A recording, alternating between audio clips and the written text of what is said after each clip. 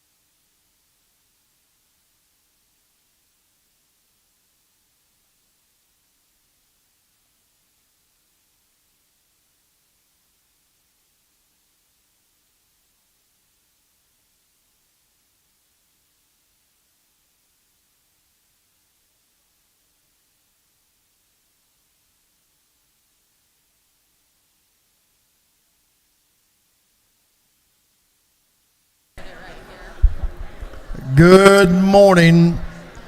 All the members will please come to the floor. Members, please come to the floor.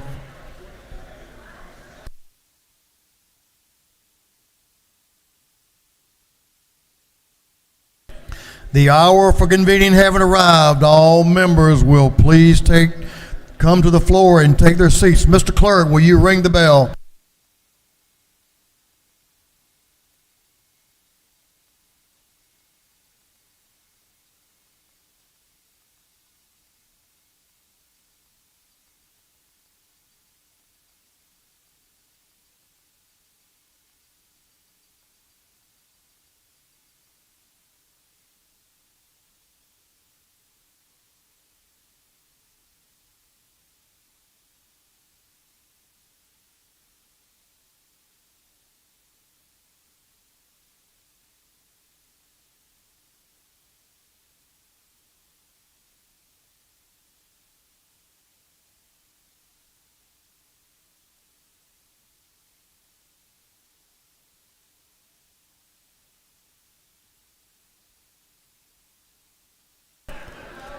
All members, please come to the floor and take your seats. We're going to have the morning roll call. All members present will please vote green to signify their presence in the chamber. And Mr. Clerk, will you unlock the machines?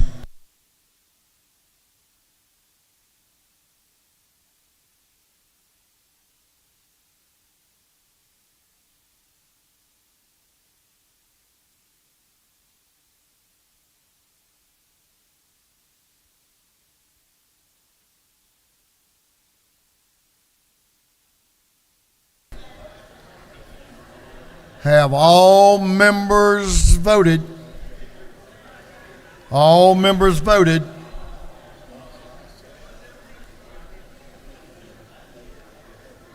If so, Mr. Clerk, will you lock the machine? Doorkeepers, will you please close the doors and keep them closed? Well, good morning. Good to see y'all on this beautiful Friday morning. First day of the weekend, right? As is our custom, we will begin our day with scripture reading and prayer by the chaplain, after which we will pledge allegiance to the flag of our country. Our chaplain this morning will be introduced by the lady from the 89th House District, Representative Becky Evans. Representative Evans.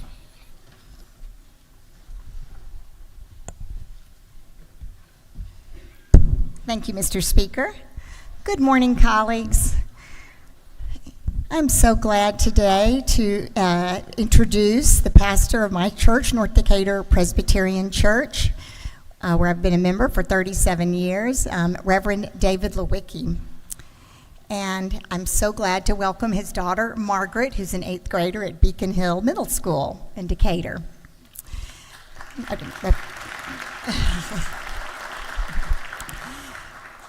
So David has served North Decatur Presbyterian Church as a pastor since 2010.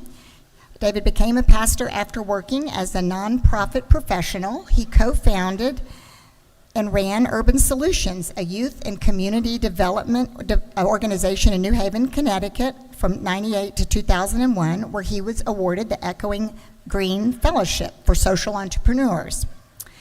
He earned degrees from Yale University and Union Theological Seminary in New York, and he had his MDiv there. David is a commissioner in Decatur for the Decatur Housing Authority, and he serves on the public policy advocacy organization, Presbyterians for a Better Georgia, who were just here earlier this week advocating. And he's often found on the sidelines as a volunteer Decatur Rec basketball or soccer coach. He's married to the Reverend Beth Waltemath, and they are parents of 3 children, 16, 14, and 7. And on a personal note, I just want to say, David's been my pastor for the past 14 years, and I love worshiping at North Decatur. I love listening to his sermons. They uplift me, inspire me, and challenge me in my faith, and and they encourage and strengthen me to go out and help, work to create God's beloved community here in DeKalb and in Georgia. I want to thank him for his prayers and counsel, both on personal family matters and on difficult political decisions I've had to make. So, Reverend Lewicki, I praise God for you, and I want to welcome you today and thank you for being here with us.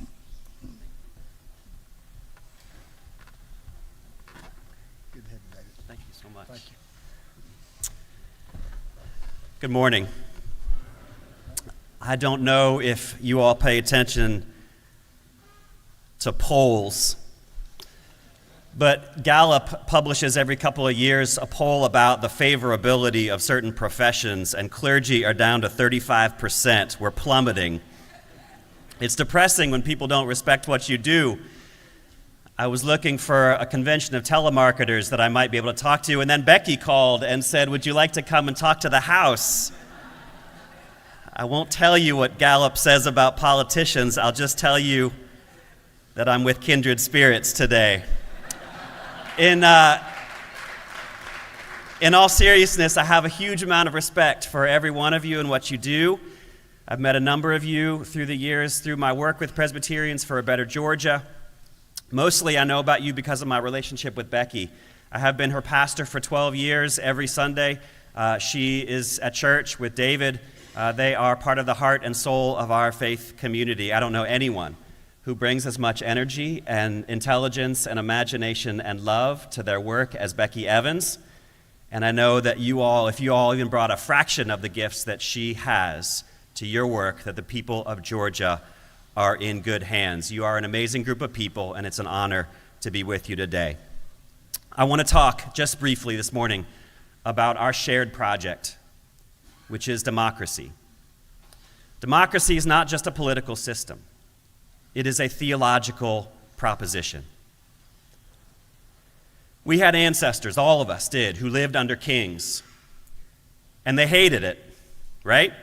When kings were incompetent or abusive or corrupt, which they almost always were, there was no way to get rid of them. Some of us have ancestors who gave their lives to get rid of kings. Even God never cared much for kings. Read 1 Samuel 8 if you want to know God's true feeling about monarchies. Our ancestors replaced kings with democracy. Extraordinary revolutions took place all across the world to declare that the only legitimate power is that which lies in the hands of regular people. It's not just a political theory, it's good theology. Genesis 1 says that every human being is an image bearer of the divine. People have power because God put it there when God put God's image on each one of us. Christians believe that this mysterious and beautiful Holy Spirit works in every human being. That Spirit is democratic by nature. She doesn't reveal herself to the people with the best credentials or the right family connections. And sometimes the Spirit will choose only one of us to reveal something to. Our ancestors knew that there had to be a system of governance, a polity, that listens for the voice of God in every single person. Our ancestor tried to build a democracy, but they didn't have the courage. During Reconstruction, people who look like me threatened and beat or jailed or killed a third of our state's black legislators. Women couldn't vote in this state until 1922. Our ancestors decided, against their own faith, that only people with pink skin and a Y chromosome could be trusted with power. And they were wrong. We know that now. Every great social movement in this country has moved us closer to the brilliant and true theological idea that power lies in the people. Every person must have a hand in shaping our common life through participation in the democratic process. Only then will we see what the will of God really looks like. We don't know yet. Not yet. But it goes even deeper. This theology of democracy. In 1791, we adopted this thing called a Bill of Rights. It says, in effect, that there are things that God ensures you that no policy disagreement between us can ever erase. You always get to vote. You always get to speak your mind. You always get to organize. You always get to protest the government. And in the long arc of history, as the majority moves from one party to the other and back again, those rights will always be assured. The Bill of Rights is literally the way we do what Jesus commanded, which is love our enemies in public. Democracy is how we say to one another, God has put something good and holy in you, and I can never take it away. And surely you see the same thing in me. May I invite you to rise that we might pray together.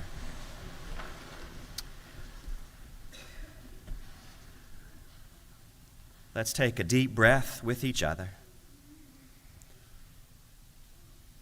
Oh God, you respond to many names, but wherever we see you, you look like love. May your great love rest on every member of this house today. May your great love rest on every member of every staff. May your great love rest on the women and men whose quiet work behind the scenes allows the sacred work of democracy to carry on. May your great love rest on every person in this state, from Valdosta to Dalton, from Columbus to Savannah. Oh God, love especially those who struggle and suffer this day. Love those who are barely holding on. And love especially those who find themselves in prison this day, either emotional or actual. And God, give us today and every day eyes to see each other as you see us, beautiful reflections of your divine image, each of us given gifts for the common good. And may we have courage to fulfill the promises of democracy. In your many names, in one love, we pray together, saying, Amen. Amen. Will you join me in the Pledge of Allegiance? I pledge allegiance to the flag of the United States of America and to the republic for which it stands, one nation, under God, indivisible, with liberty and justice for all. Thank you. Thank you so much for the opportunity. Appreciate you. David, thank you for that message. And Margaret has a social studies test this afternoon. So I bet she aces it. What do y'all think? After being at this place, Margaret, good luck. Doorkeepers, you may unlock the doors. Members, you may join David in the South Ante room and greet him for a photo, if you will.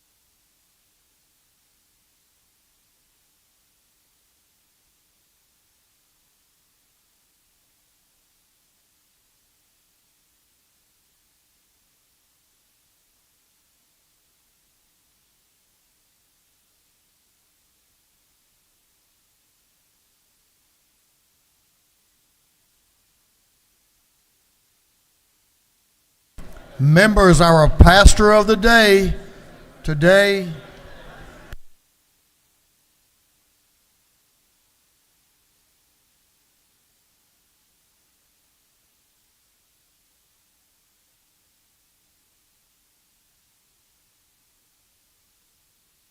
Our doctor of the day today is brought to us by Representative Sheila Jones. Thank you, Representative Jones. Our doctor is Dr. Charles Wilmer. Good to have you, Doc. Come up and let's take a photo. Thank you for being here. Go downstairs and meet our doctor of the day.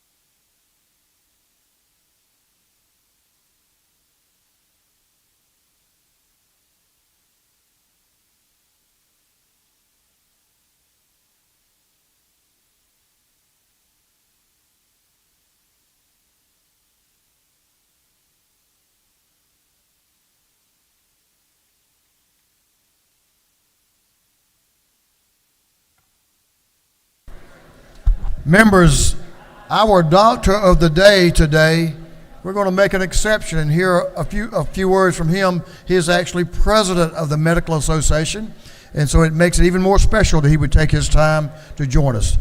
If you will, Dr. Wilmer. Thank you, and I want to stay away from this thing because this thing could hurt somebody. Just wanted to thank you as president of the Medical Association. I started as an orderly. I'm now the president. I've gone the whole gamut, and I've seen what you've done. You've done some incredible things for Dr. Toomey, Department of Health, and what you're doing for our patients that have maternal mortality. We are behind her, and we're going to take this from worst to first. Mental health, what you've done for Kevin Tanner, thank you very much. It's amazing how Georgia is now dealing with the mental health crisis that this whole country is going through. We're behind you. We appreciate you. Thank you. Thank you, Doctor. We really appreciate you being here, and thank you for those remarks. We know you're paying attention. Thank you, members.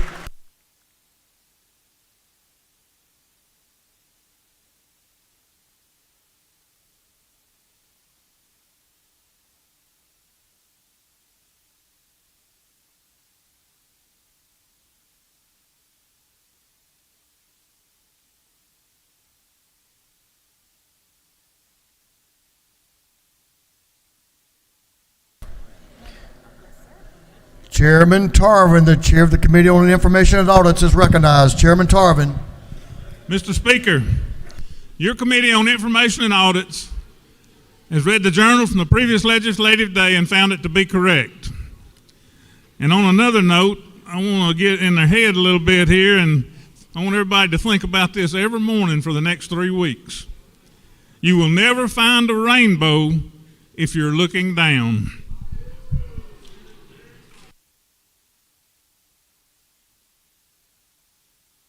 Profound, Mr. Chairman. Profound, and I hope the next 3 weeks our members will remember that. Chairman Tarvin, the chair of the Committee on Information and Audits, reports that the journal of the previous legislative day has been read and found to be correct. Is there an objection to dispense with the reading of the journal? Chair hears none. The reading of the journal is dispensed with. Is there any objection to the confirmation of the journal? Chair hears none, and the journal is confirmed. Mr. Clerk, will you read the resolution establishing the order of business for the day? Representative Administration of the 104th moves that the following be established as the order of business during the first part of the period. Unanimous consents. Introduction of bills and resolutions. First reading and reference of House bills and resolutions. Second reading of bills and resolutions. Reports of standing committees. Third reading and passage of uncontested local bills and resolutions. Morning orders.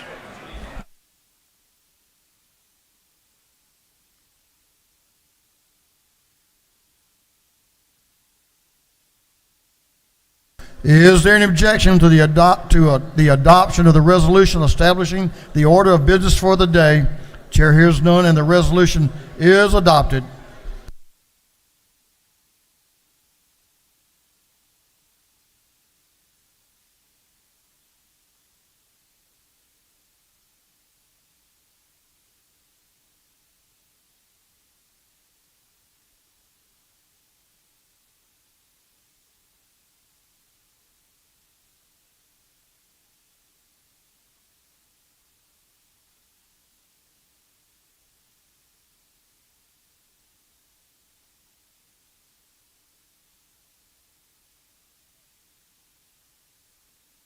First reading of bills and resolutions, the clerk will read. House Bill 1456 by Representative Smith of the 18th and Huddleston of the 72nd. A bill being titled an act to amend the act to provide a new charter for the city of Mount Zion. Intergovernmental coordination. House Bill 1457 by Representative Townsend of the 172nd. A bill be entitled Act to amend Article 2 of Chapter 7 and Title 4080 of the Official Code of Georgia Annotated relating to imposition rate computation exemptions and credits. Ways and Means. House Bill 1458 by Representative Jaspers of the 11th. A bill be titled an act to amend the act creating the Board of Commissioners of Pickens County. Intergovernmental coordination. House Bill 1459 by Representative Campbell, 171st, Dickey, the 145th, and Green, of the 154th.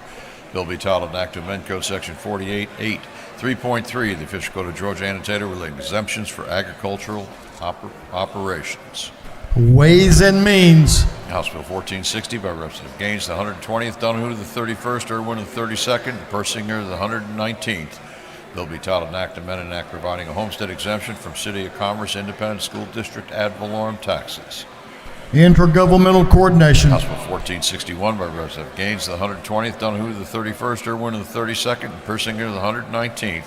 Bill be titled an act to amend an act providing homestead exemption from all Jackson County ad valorem taxes.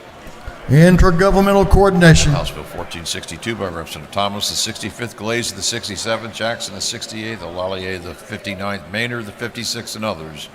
The bill be titled an act to amend an act to incorporate the city of Chattahoochee Hills Country. Intergovernmental coordination. House Bill 1463 by Representative Thomas, the 65th, Glaze, the 67th, Jackson, the 68th, Olalier, the 59th, Maynard, the 56th, and others. Bill be titled an act to authorize the governing authority of the city of Chattahoochee Hills. Intergovernmental coordination. House Bill 1464 by Representative Thomas, the 65th. A bill be titled an act to amend Code Section 31-2A-18 of the Official Code of Georgia Annotated relating to the establishment of the low THC oil patient registry.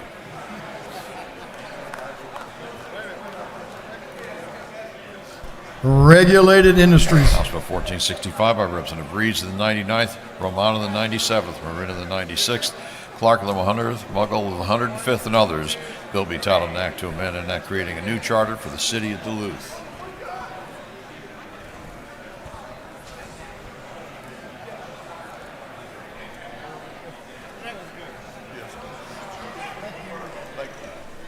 Intergovernmental coordination. House Resolution 1351 by Representative Oliver of the 82nd, Trenton of the 85th, Mitchell of the 88th, Bennett of the 94th, Holcomb of the 81st, and others.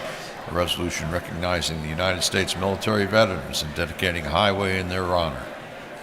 Transportation. House Resolution 1352 by Representative Stevens, 164th, Lumsden of the 12th, Hitchens, 161st, Mathis, 149th, Deloach of the 167th, and others.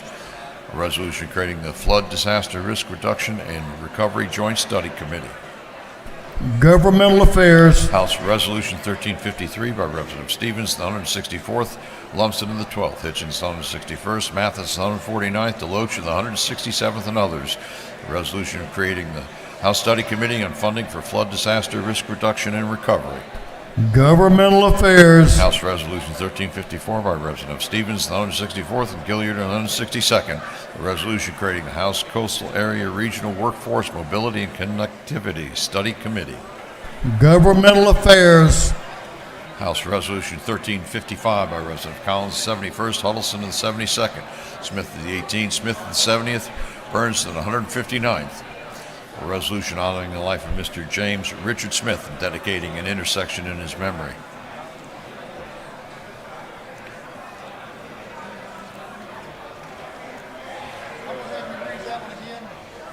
Excuse me? I'm going to get their attention on read that one. This House will come to order. Members, take your seats. I want you to give the clerk your attention. Members.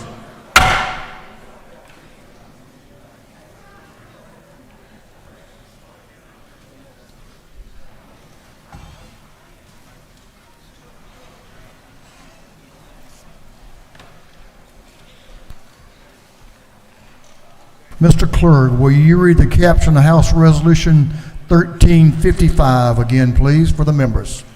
House Resolution 1355 by Representative Collins, the 71st, Huddleston of the 72nd, Smith of the 18th, Smith of the 70th, Burns of the 159th. A resolution honoring the life of Mr. James Richard Smith and dedicating an intersection in his memory.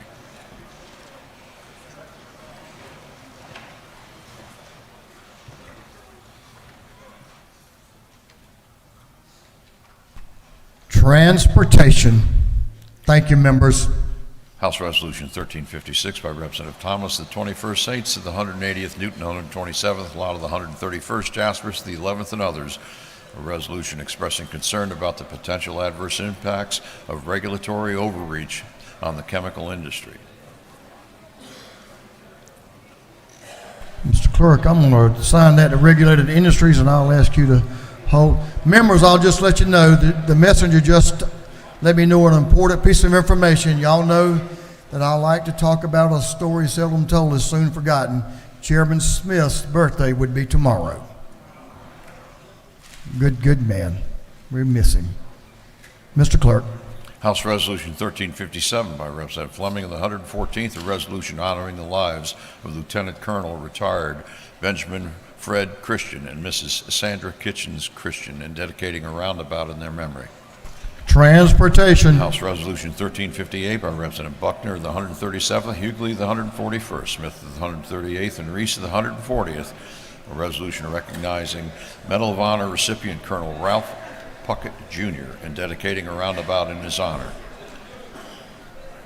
Transportation. House Resolution 1359 by Representative Thomas, the 65th, a resolution urging the state of Georgia to recognize cannabis as a vital mechanism to alleviating the opioid crisis in this state.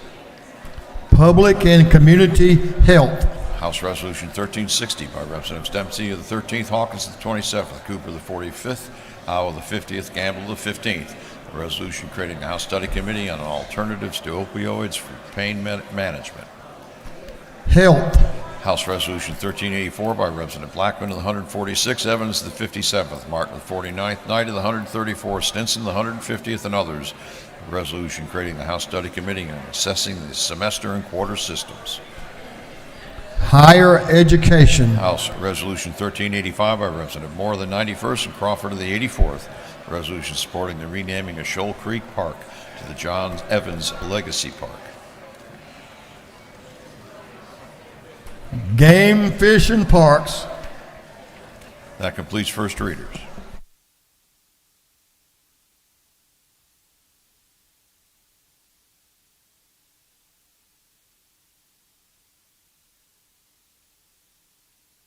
Second reading of bills and resolutions. The clerk will read. House Bill 1449 by Representative Collins of the 71st, Smith of the 18th, Huddleston of the 72nd, Smith of the 70th.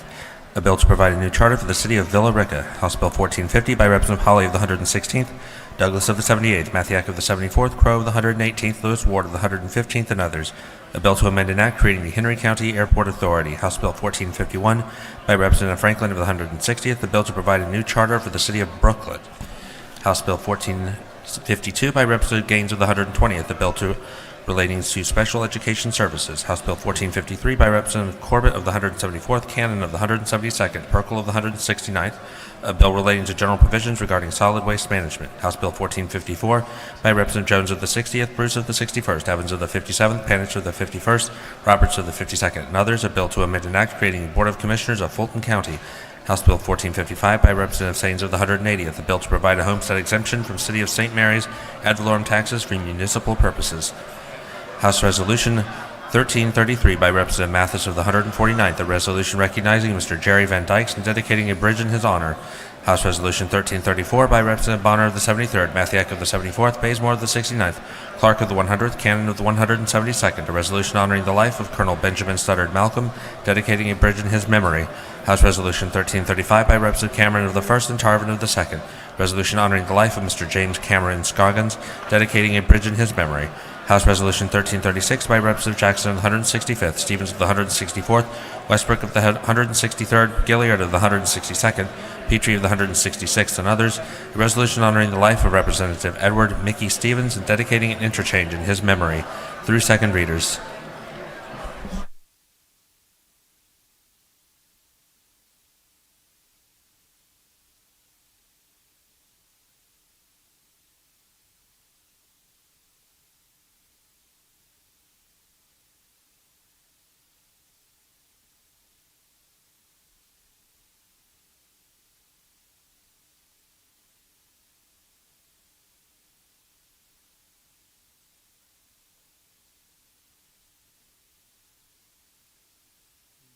Reports of standing committees.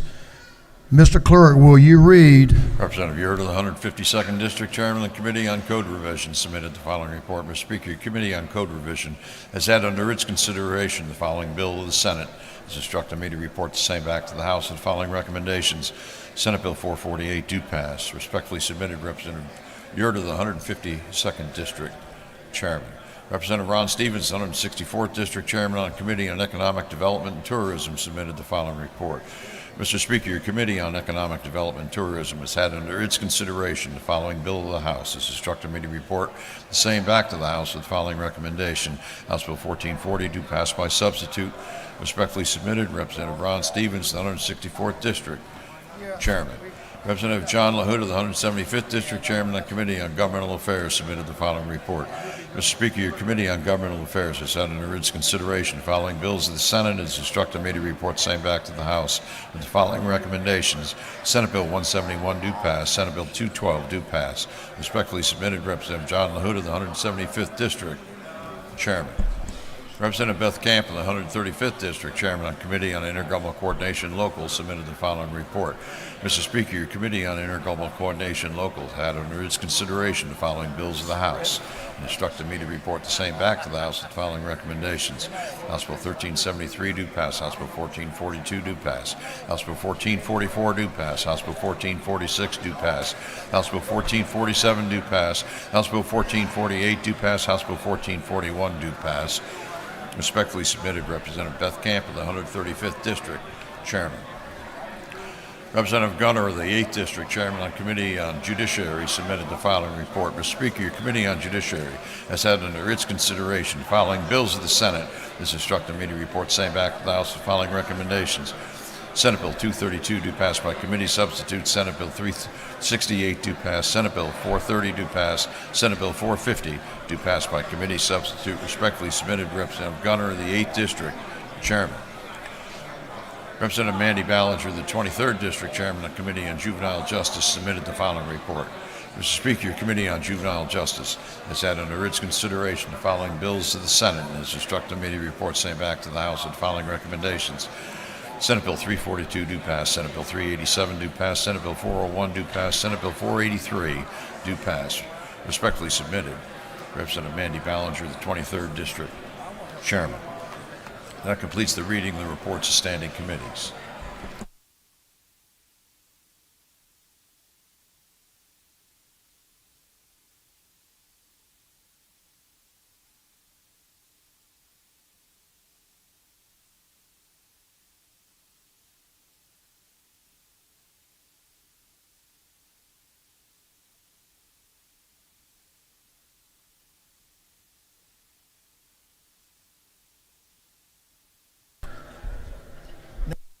Calendar. Members, we do have a local calendar this morning. Local calendar. Members will come to the floor, take your seats. One bill on the local calendar relates to homestead exemption and requires a recorded 2/3 vote, roll call vote for passage. Third reading and passage of uncontested local bills. If there is no objection, we will vote on the local calendar as a whole with a recorded vote. Hearing none, it is so ordered. Mr. Clerk, will you read the local calendar? House Bill 1373 by Representative Rhodes of the 124th, Putnam County. House Bill 1442 by Representative Deloach of the 167th, City of Darien. House Bill 1444 by Representative Scott of the 76th, Clayton County. House Bill 1446 by Representative Persinger of the 119th, Barrow County. House Bill 1447 by Representative Persinger of the 119th, City of Statham. House Bill 1448 by Representative Mathis of the 149th, Dodge County. House Bill 1441 by Representative Meeks of the 178th, Appling County. Is there any objection to the previous question being ordered on the local calendar? Chair has none. The previous question is ordered. Is there any objection to agreeing to the report of the committee, which was favorable to the passage of the bills? Chair has none. The report of the committee is agreed to. Shall these bills now pass? All in favor of the passage of the bills will vote yes. All those opposed will vote no. And Mr. Clerk, will you unlock the machines?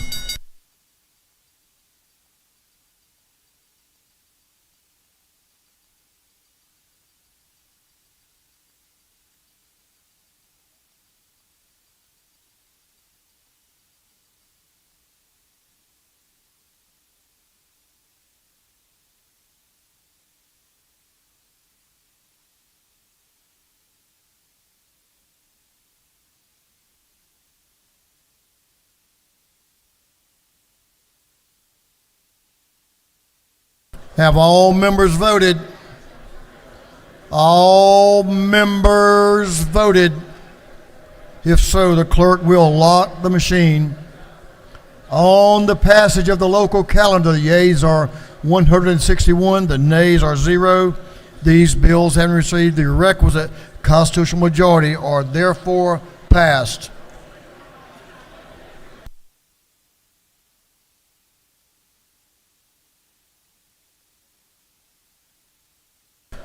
Members, we are about to our morning orders, but first we have an invite resolution.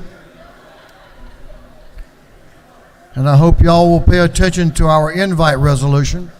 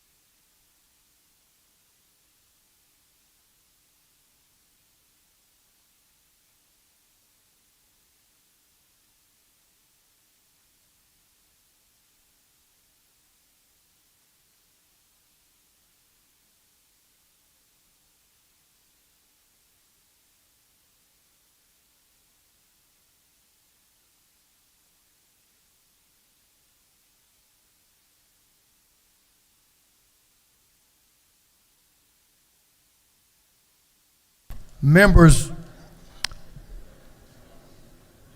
it is my great privilege and honor to sponsor this resolution for our departments of audits and accounts. And I think all of you are aware of what this department has done over the years for our state in ensuring that we have accuracy, we have competency, and we have transparency for the people of this state to have faith in what the fiscal activities of our state's all about. So, Director Griffin, Director Greg Griffin, who's directed this department, not for the last 100 years, I just confirmed that, since they've been in existence by creation of the General Assembly 100 years ago. So this is a centennial celebration for DOAA. I think it is unique in state government because it is created by this General Assembly, by this House, and we're very proud of the work they've done. I hope you'll read the resolution. I'll have the clerk read the caption to the resolution, if he will, and then I'm going to recognize the director to give some remarks, and we appreciate them being here. Mr. Clerk, will you read the caption to House Resolution 1061? House Resolution 1061 by Representative Burns of the 159th, Martin of the 49th, Hatchett of the 155th, Blackman of the 146th, and Carson of the 46th. A resolution recognizing and commending the Georgia Department of Audits and Accounts upon its 100th anniversary. Along with our state auditor today, we have Michelle Nichols.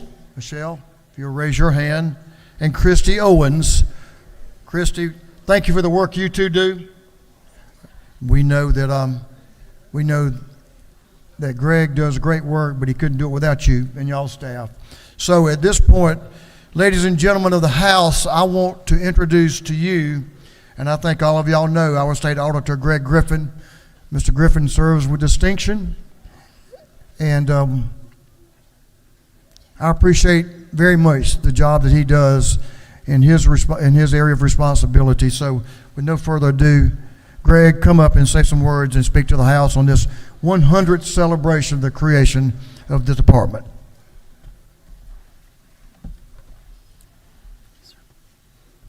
Thank you, Mr. Speaker, for those kind words. And I want to thank all of you for this incredible honor. It's a privilege to accept this resolution on behalf of the Department of Audits and Accounts as we celebrate our 100-year anniversary. This milestone is a testament to the hard work, to the dedication and commitment of everyone at the department, both past and present. And as the Speaker mentioned, with me today are Michelle Nichols and Christy Owens. Both of those staff members played a critical role in orchestrating our 100-year anniversary activities throughout the year. So today our work is often described in numbers, reports, and processes, but the true essence is all about trust, as you mentioned just a minute ago. The trust placed in us by the public, by our colleagues, and most of all, by all of you here in the chamber. So as we look back with pride at our accomplishments, we also look forward with a commitment to uphold the legacy of this department for the next century. So thank you again for this honor, and we look forward to another 100 years of excellence in auditing. So thank you all.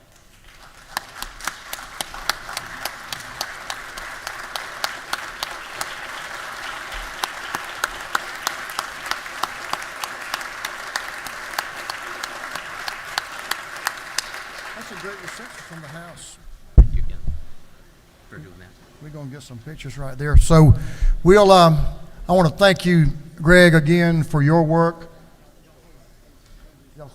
Y'all just stay here with me just for a moment longer. I know you have to get back to auditing.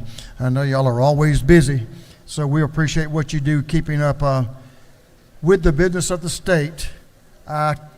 We do a pretty important job, but y'all do as well. So it takes many of us to make this thing work, and we appreciate what y'all do to ensure that this state continues to function well with the integrity and trust that you help us bring to the functions of state government. Thank you for that. Thank you, members, for your support.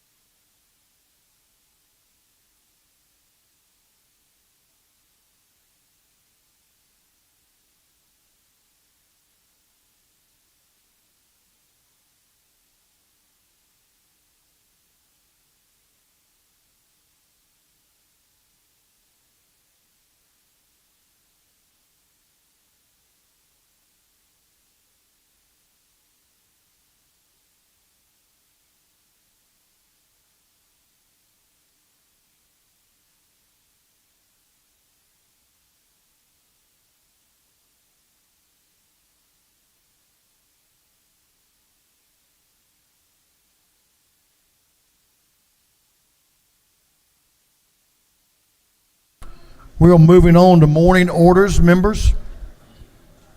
So we have several morning orders this morning, and then we have some special remarks that will be made by a couple of our members. So I will ask you to ensure that you do your job and make your recognitions, and we'll keep things moving. So at this time, we're going to recognize the Dean of this House, Chairman Green, Chair Lady Houston, and Chair Lady Taylor for a morning order. Thank you, Mr. Speaker. I want to welcome to the House of Representatives this morning the students and members of the Southwest Georgia Academy. This is Ms. Hatch's 4th grade students, and Mr. Tommy Harrison has brought so many students here to this Capitol that we want to welcome him as well. This is from Damascus, Georgia. Welcome to your state capital. If you'll please rise. Thank you so much for being here this morning. Thank you so much, Mr. Speaker.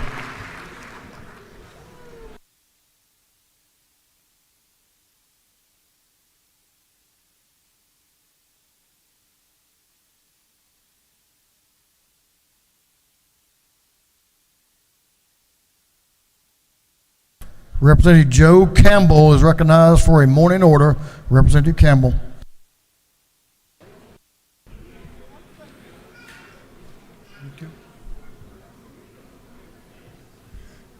Thank you, Mr. Speaker. We have with us today in the balcony the senior class officers of the Baconton Charter School, and along with Miss Connie High, who is their sponsor.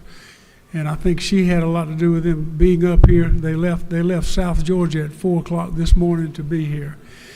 Baconton Charter School is an excellent school. It's a success story. It's doing a great job, and they continue to grow and get better. We appreciate that. We would like for y'all to stand up if you would, and if y'all would join me in giving them appreciation. Thank y'all. Thank y'all for coming.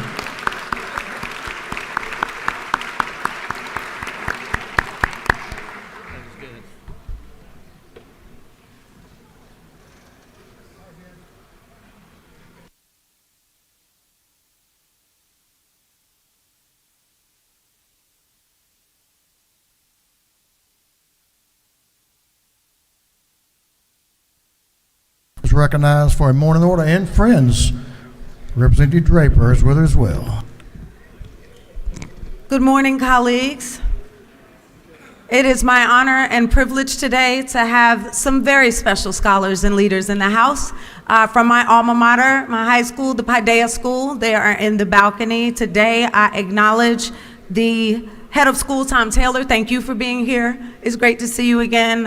Senator Ossoff and I are both alums of this institution, and I bring you greetings this morning. Today, the reason for the season are some amazing young women who are students at this institution who have taken it upon themselves to form their own community service initiatives, and together, collectively, they are also in pursuit of one of their badges for Girl Scouts, but collectively, they've given over 1,000 personal items to women in need. They have worked with underserved and underamplified communities, and we honor you today. And this is your new representative, Representative Draper, so you're in good hands. So colleagues, if you would please join me, and if you would please stand to be acknowledged by the Georgia House of Representatives. We want to thank you for your community service, your vision, and thank you for being here today. Hey, Maddie. Mr. Speaker, I yield the well.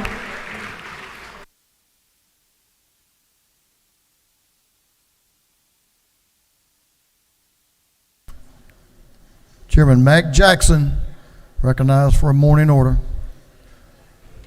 Thank you, Mr. Speaker. Today we have in the gallery some very special people from the entertainment industry here in Atlanta, Georgia. We have Mrs. Elizabeth Libby Anthony and my good friend, Marvelous Mo Mars. Won't you stand so you can be recognized for being here today? Ladies and gentlemen, won't you help me to welcome them to the People's House here in Atlanta, Georgia, at the Georgia State Capitol. Welcome. Thank you, Mr. Speaker. Thank you, Representative. Welcome to the People's House. If you'll come down to the third floor, we'll get some pictures in the anteroom. Third floor anteroom. Get some photos. Thank you for being here. Thanks to all of our friends who are here this morning. It's always special when you come to the People's House. Representatives Alexander, Anelowitz, and Representative Hughley recognized.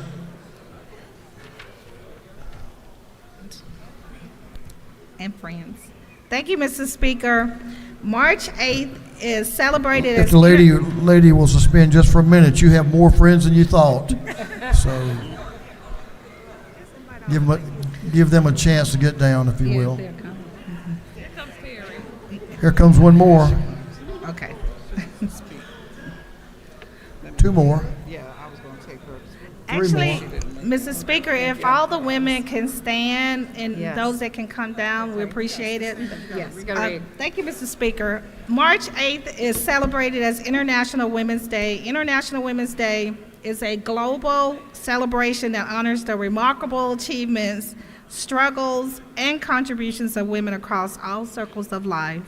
It is a special day dedicated to recognizing and appreciating the invaluable role women play in shaping our societies, breaking down barriers, and driving positive change. Also, we are celebrating 100 years of women in this house.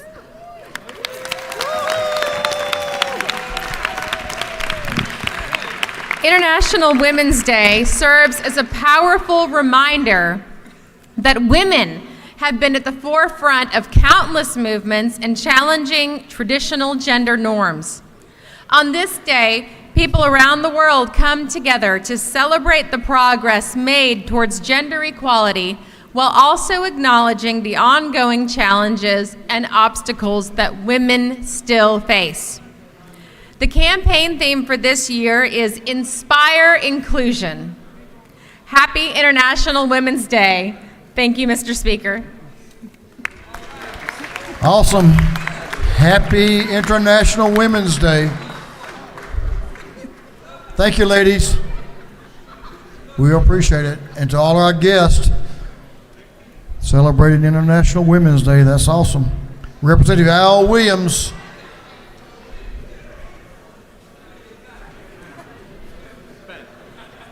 Is this a resolution for another Ladies' Day? No, they've done a good job, Mr. Speaker. Thank you. This is just to give you a quick heads up. This is a little bill that affects everybody that didn't make it this year and hasn't made it yet, but maybe next year. It's called peer-to-peer. 64% of Georgians transfer money on these platforms. And all this bill asks, because the big problem is millions is being lost because of a mistake with the send button. This is asking for 30 minutes for cooling off time so the person may have an opportunity to change their mind. It adds no cost to the banks, costs nobody nothing. It just helps you. Friend of mine sent some money and she called the person and said, you know that's not for you, it's a mistake. And his response was, I'm going to consider this my blessing. I won't tell you the blessing she gave him. But think about this bill. There's not a district in Georgia that does not have citizens that this affects. This is consumer protection. Just give 30 minutes cooling off so that a person might be able to say, I really didn't mean to make that transaction. I'm going to be looking forward to next year, but if you pick me up and carry me, we might take it across the finish line this year. Thank you, Mr. Speaker.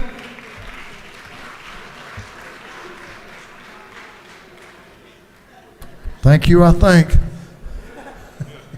Good job, Representative. Representative Kelly. Representative Trey Kelly is recognized for a morning order. Thank you, Mr. Speaker, members of the House.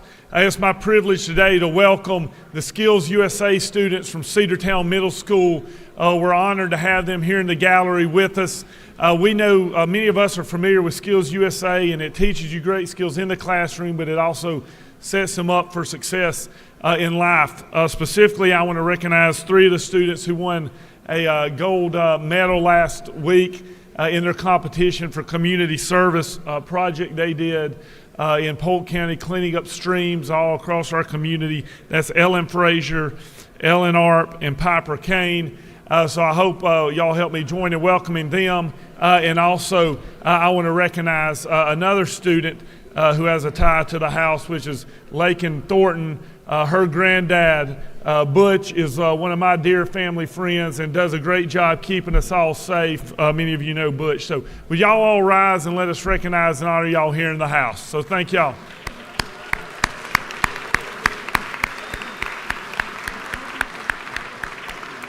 Thank you, Mr. Speaker, and I'll yield the will.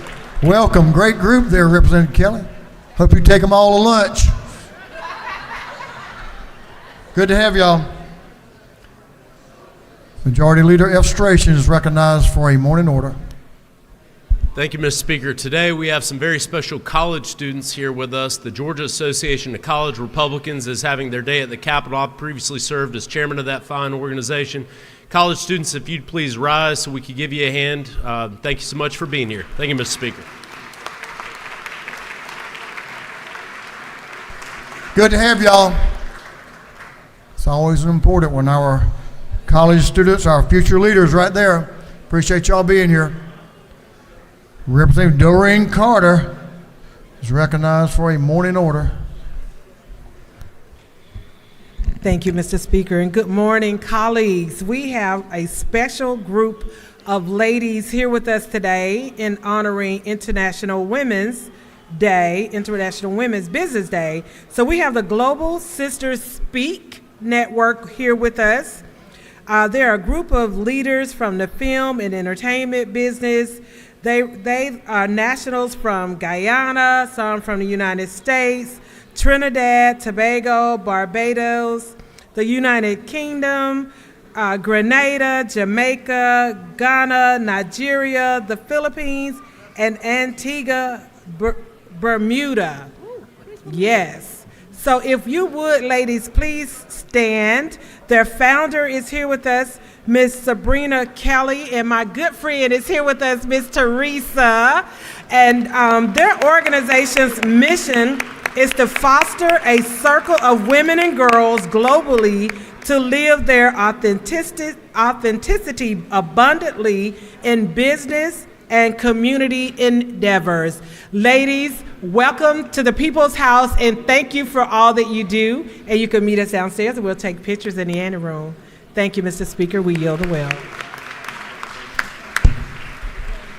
Thank you for being here. I love your flags and I love your dresses. Y'all look great. Thanks for being with us and celebrating. Representative Tran is recognized for a morning order. Thank you, Mr. Speaker. I'd like to thank the students, the third graders from Tally Upper Elementary School for coming to the People's House. They've just left, but thank you for coming here, and thank you, Mr. Speaker. Tell them we were pleased and excited they're here, if you will, Representative. Representative Gabe Okoye is recognized for a morning order. I think you like it in the well, don't you? Representative. Thank you, Mr. Speaker. I'm not recognizing the janitor today, Mr. Dewey, Representative Dewey McLean, but Mr. Speaker, I wanted to recognize a very special friend of mine, somebody who has helped me out every time I hit the campaign trail. She happens to be here this morning, and I would like Miss Deborah Georges to stand and be recognized. Thank you.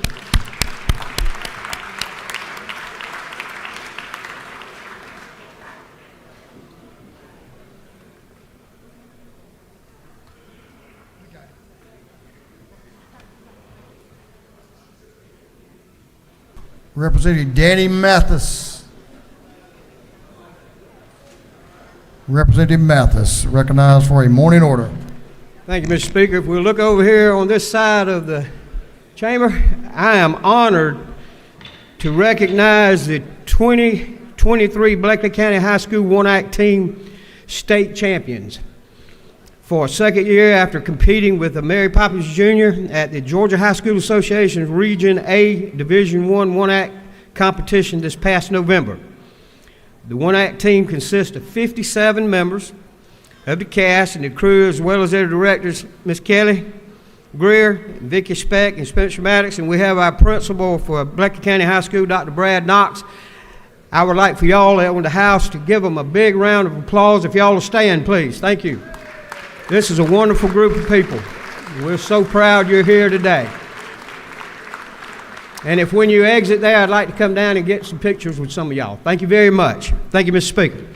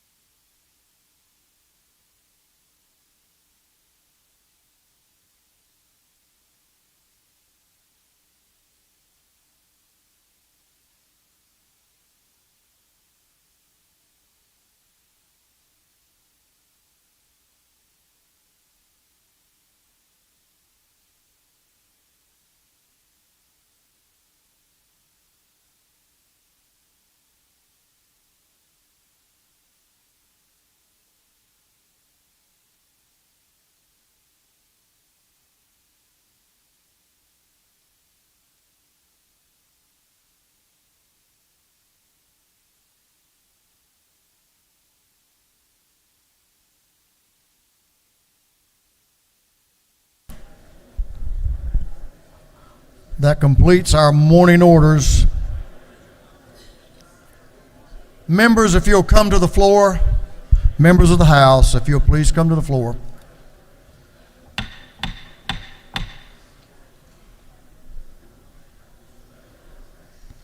Members of the House, if you'll please come to the floor and take your seats. If you need to have conversations at this point in time, I want to ask you to take them to the anteroom.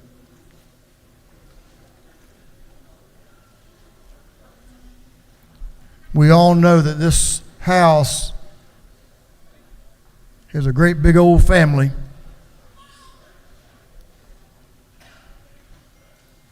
As time goes along, decisions are made.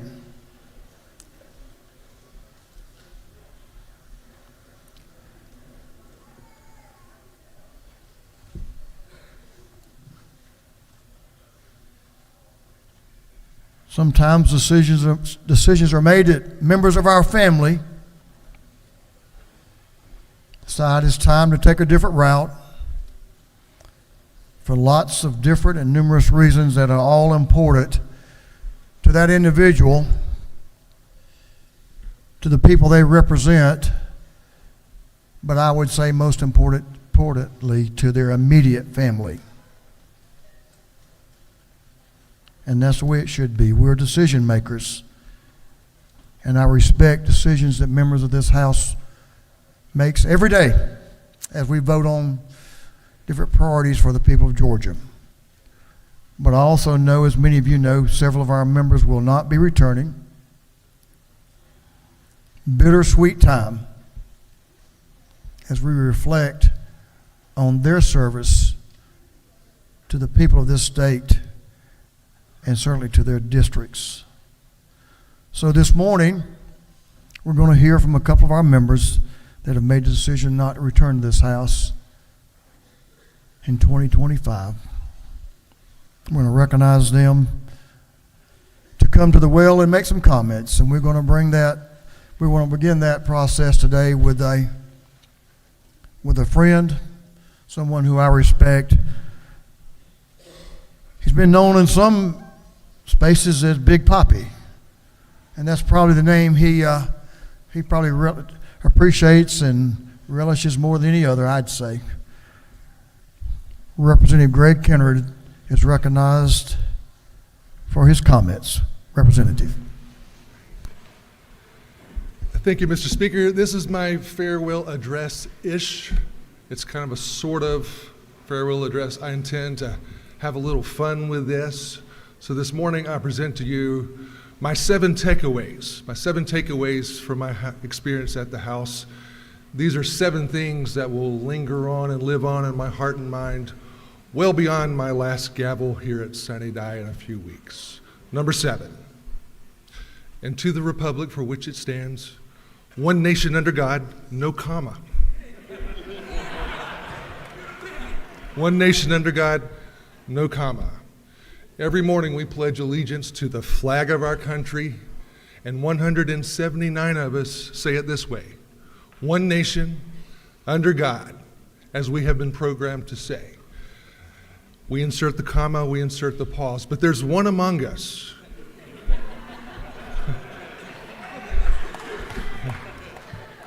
who stays true to the original text. He does not waver, he is unflinching. He fights the good fight with conviction. He stands alone, he stands his ground, and he is committed to the grammatically correct Pledge of Allegiance. And I'll never be able to say the Pledge of Allegiance again without Al Williams' voice banging in my head.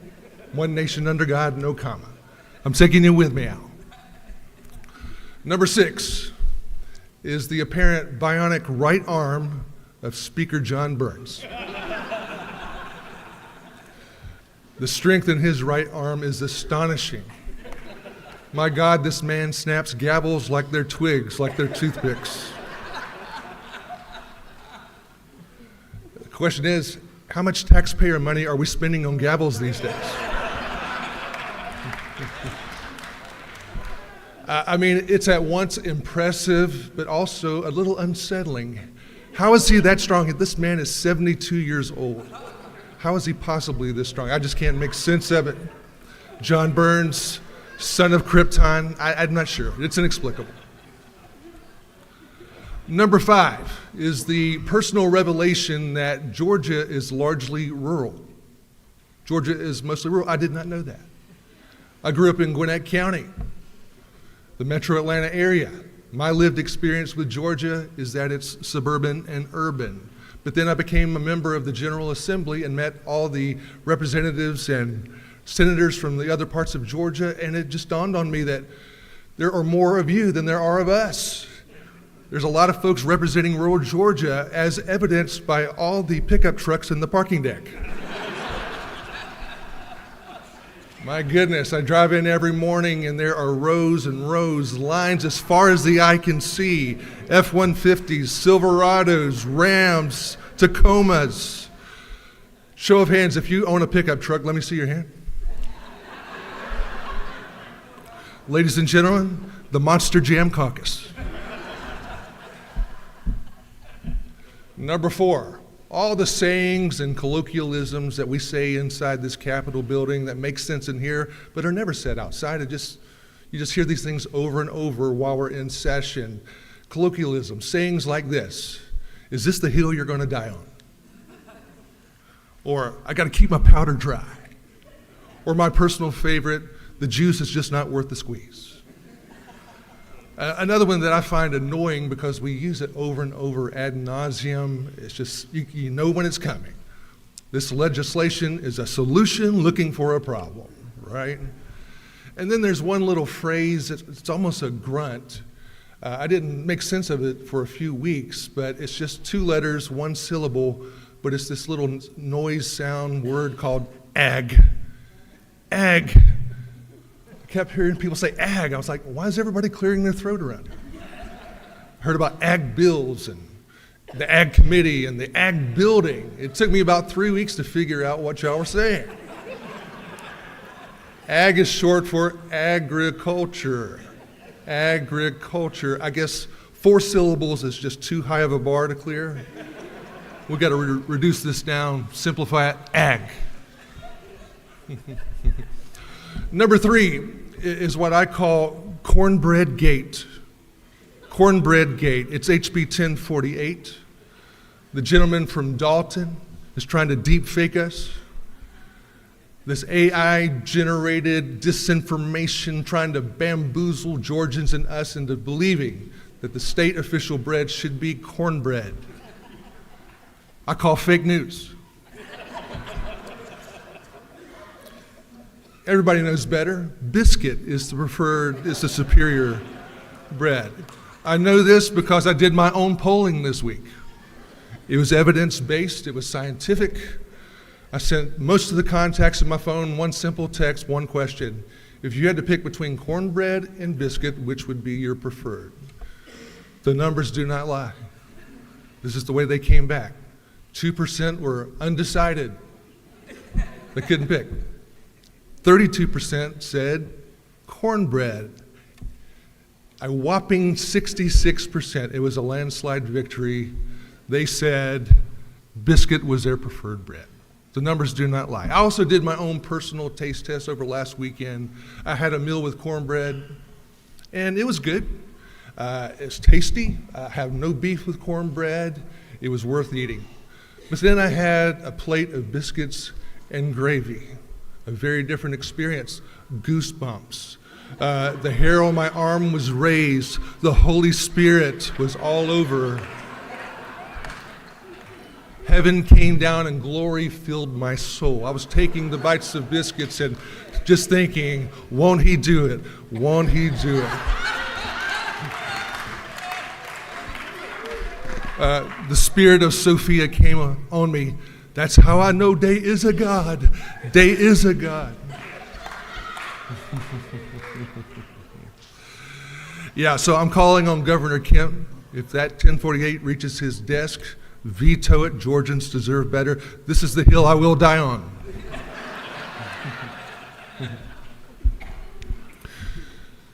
Number two, I'm taking a risk here, rolling the dice. You may not think this is as funny as I do.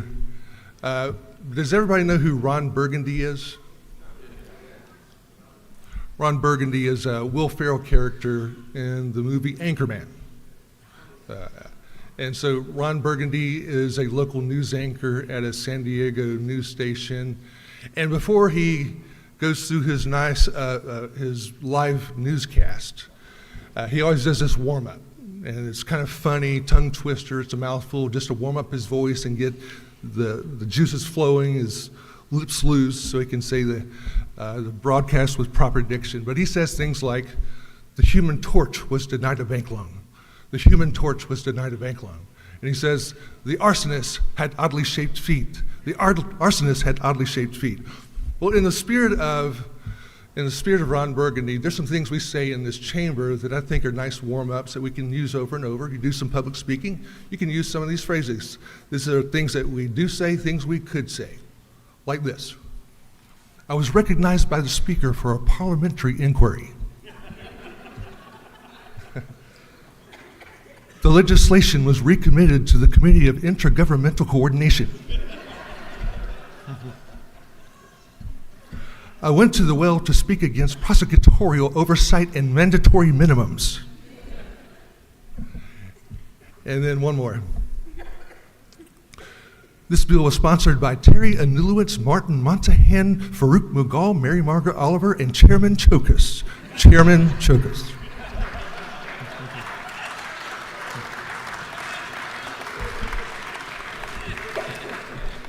Number one, most memorable. It will stay with me forever. But it has to do with where I'm seated here in the chamber, second row, one desk in. That's where I've sat for 6 years. And what's going to be memorable about it is this cast of characters, my row mates, my seat mates, but especially the two that flank me. The two that flank me. On one side is Emory Donahue of Gillsville, Georgia, Hall County. And then on the other side is Representative Park Cannon from the A. Fulton County, TI says Atlanta is Wakanda. So I got Gillsville and Wakanda.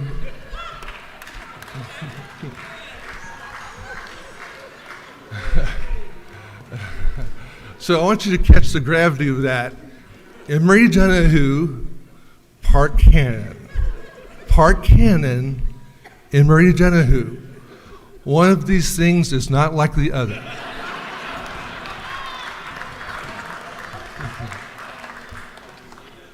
Emory Donahue is appropriately to my right, and Park Cannon is appropriately to my left.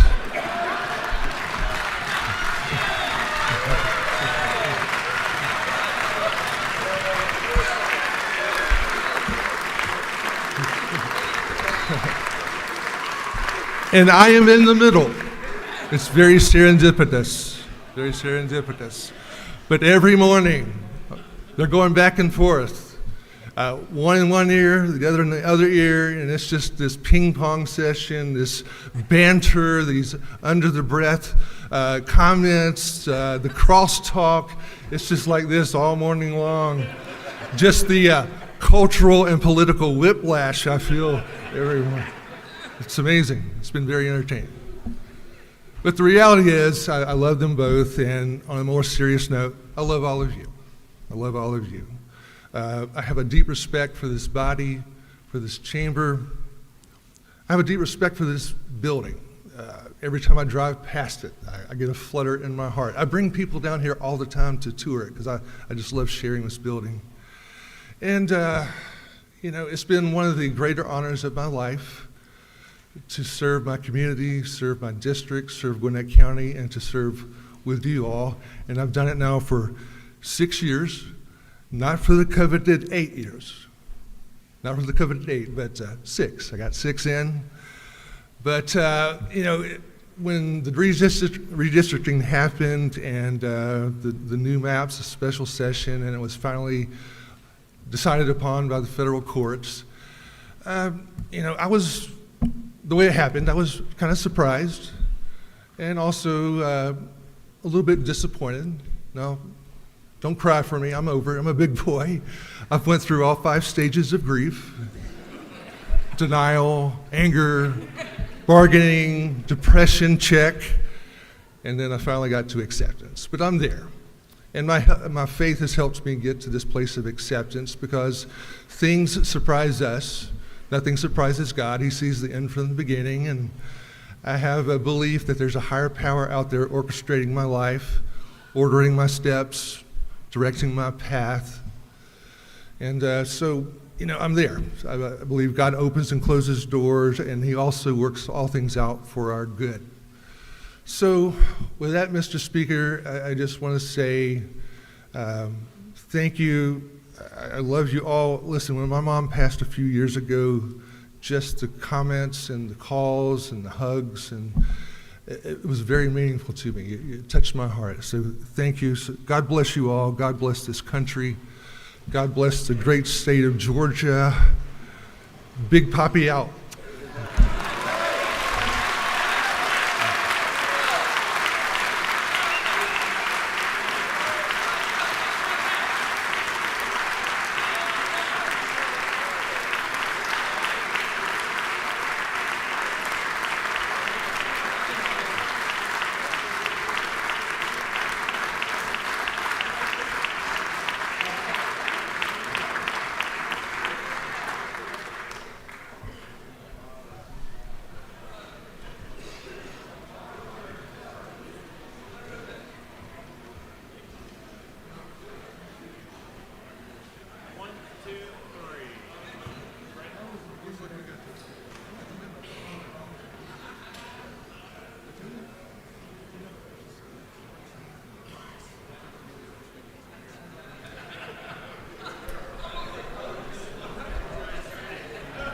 Representative Kennard, I wanted to make an observation about your comments. One of them is I was wondering from time to time how you came up with some of those comments you made from your seat. Now I get it with who was on your left and who was on your right. But I also want to apologize to you for putting you in that position. I'll be a little bit more reasonable in the future with some of these placements on seat selections. Thank you for your service. Thank you for your care for your family, your grandchildren, and Godspeed to you and everything that's in front of you. I do believe there is a path that's laid out by the good Lord, and there's no doubt about that. We'll have another. Well, I don't know about this one. Marie, you and John David, y'all come down front, if you will.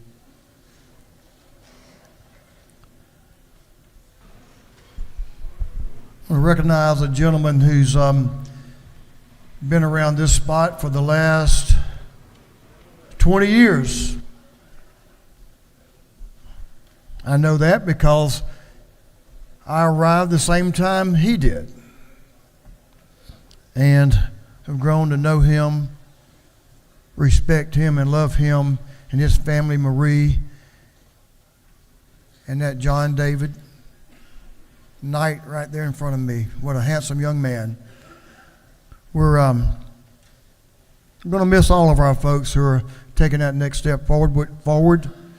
We know that Chairman David Knight has represented his people with distinction, with integrity, with passion, no doubt about that,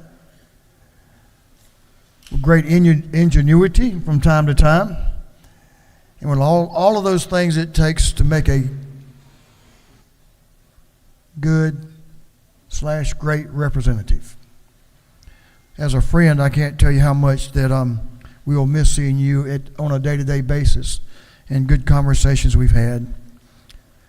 I say all that to preface, Mr. Chairman, you're recognized to speak to the members of your family. Didn't realize how hard this would be. But there's a season for all things.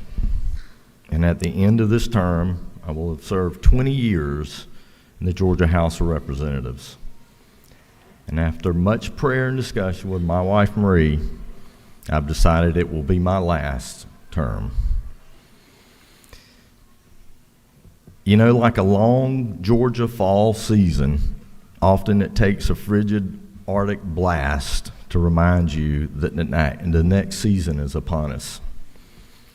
And for me, that was the passing of my dear friend, Richard Smith.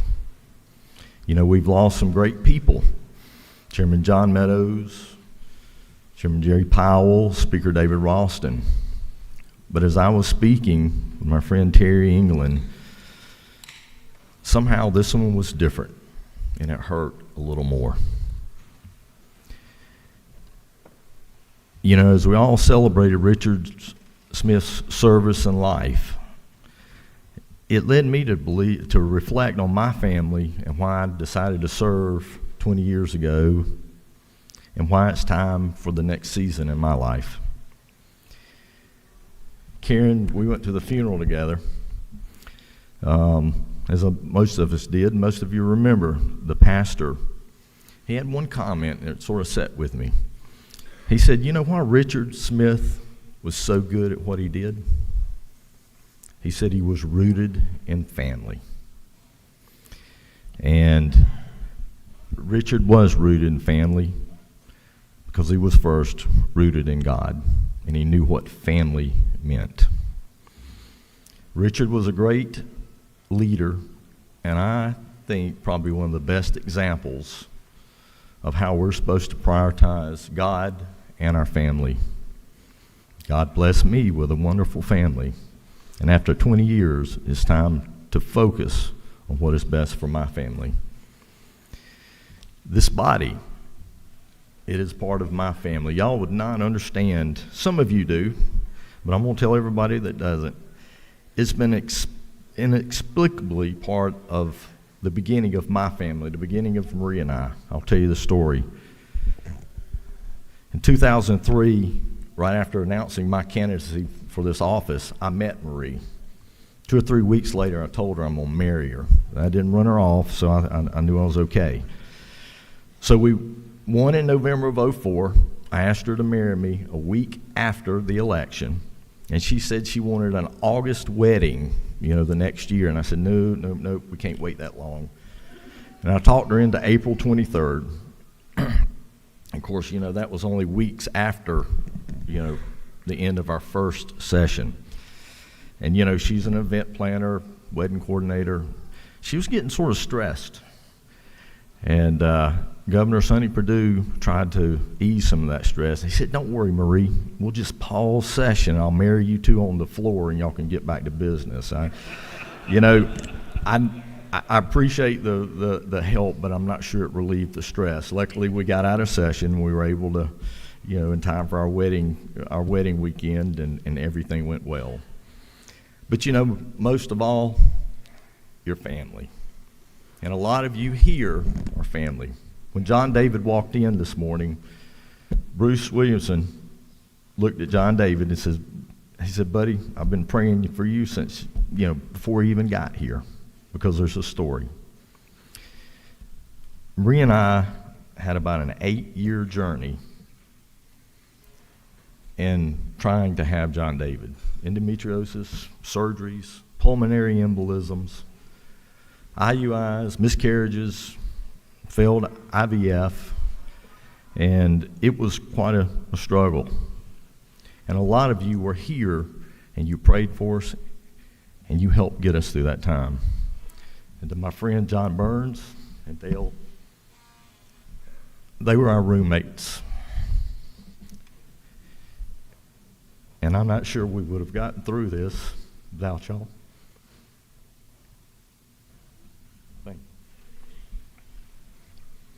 But there's a good story. When all had failed, and we had prayed and got at ease with the fact that we're going to be good aunts and uncles, the good Lord blessed us. And true story, I've told some, I got up that Saturday morning, and I went fishing with some friends, and Marie texted me a picture, and it said pregnant. Well, guys, we had a pre-op for a hysterectomy on Tuesday. And we called the OBGYN on Monday and said, we'll see you tomorrow, but we're pregnant. And that's how John David got here. But it's family, and y'all are family. And we got to remember what family's for, because when we act in the best interest of family, as God would have us to, we're going to act in the best interest of the people of Georgia. And I hope I've done that. Long before I got up here, I had a Bible verse that is at my core, and I hope has guided me. And it's 1 Peter 3:15 through 16. But in your hearts, revere Christ as Lord. Always be prepared to give an answer to everyone who asks you to give a reason for the hope that you have. But do this with gentleness and respect, keeping a clear conscience, so that those who speak maliciously against your good behavior in Christ may be ashamed of their slander. You know, that's guided us, and I think it's important. Many times the most heated debates that we have are based on things that Paul was going back and debating and speaking with the Corinthians. A lot of the same issues that underlie the debates that we have here on the floor. But it also speaks to when we're doing policy, I think we also need to be sure of what we're doing. Because when we get policy right, don't worry about politics. People win. People win. And the people of Georgia will win when we're studied and when we're sure of what we're doing. And we're educated on our decisions, and we make sure we're doing it for them. But I think the last part of the verse, it also talks to where I think politics have gotten in the world today. And that is, do our debating with civility and respect. Mr. Speaker, you've done an awesome job, and speakers before us, but this House has a history of civility, and we can disagree on issues. But if we do it with gentleness and respect, you know what? Maybe or maybe not. We may never agree, but you know something? Your good behavior and doing it in a civil manner may cause somebody to come around to your point or see your point of view. And people are tired across this nation of bad politics and people being mean to each other. Be civil. That's what we've had this year. Love, not hate. We've had sermons up there. Throughout this thing. And it doesn't mean we have to like each other or like each other's position, but we've got to have a love of humanity in what we do and a love of each other. You know, we can work on. So I'll see people out here that I love. Went to high school with Spencer Fry, and we don't agree on issues all the time, but I guarantee you we agree on a lot, and we work together. Terry Nowitz, we served on the Georgia Japanese Caucus, and we don't agree on issues, but I tell you what, I appreciate your friendship, and I appreciate what you've done and how civilly we have worked together for a cause. Mac, you are indeed a great man of God, and your civility and your tone has been awesome. Misha, I have so much enjoyed to get to know you. The courage of your convictions and your sweetness, your sweet heart has been great, and it has meant a lot to me. Guys, if we treat each other with civility, we'll all be better for it, and the people of Georgia will be better for it.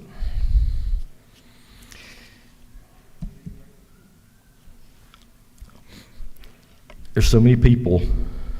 Well, one other thing, institutional knowledge. If I pass it along, this is what's meant most to me, and it's advice, take it or leave it. Institutional knowledge is not a bad thing. And also for young, new representatives, you know, I came up here, and this is a funny story, and it speaks to, I think, how a lot of people first got to know Richard, and they found out that he was not the gruff person. He was actually the teddy bear and a gentle person who would help you. But I remember my first session, Butch, Mickey Chanel, Richard Royal, Laurie Parham, and I went to a budget hearing, and I was so scared, and I looked at these guys, and I thought, oh my God, they're so mean, they're so quiet. And you know something?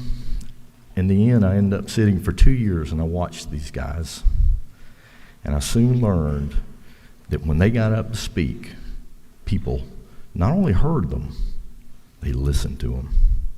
And their actions meant things. And when they stood up to speak, you listened because you knew that they had studied and they were coming forth with a good proposition. And to my friend Richard Royal, who remembers Richard or served with Richard? Oh, he was so gruff on the outside, but he was just a teddy bear on the inside. Institutional knowledge, and he would help you do anything. I love him. There's so many people I want to thank. First, I want to thank the people of District 134, Spalding, Lamar, and Monroe counties.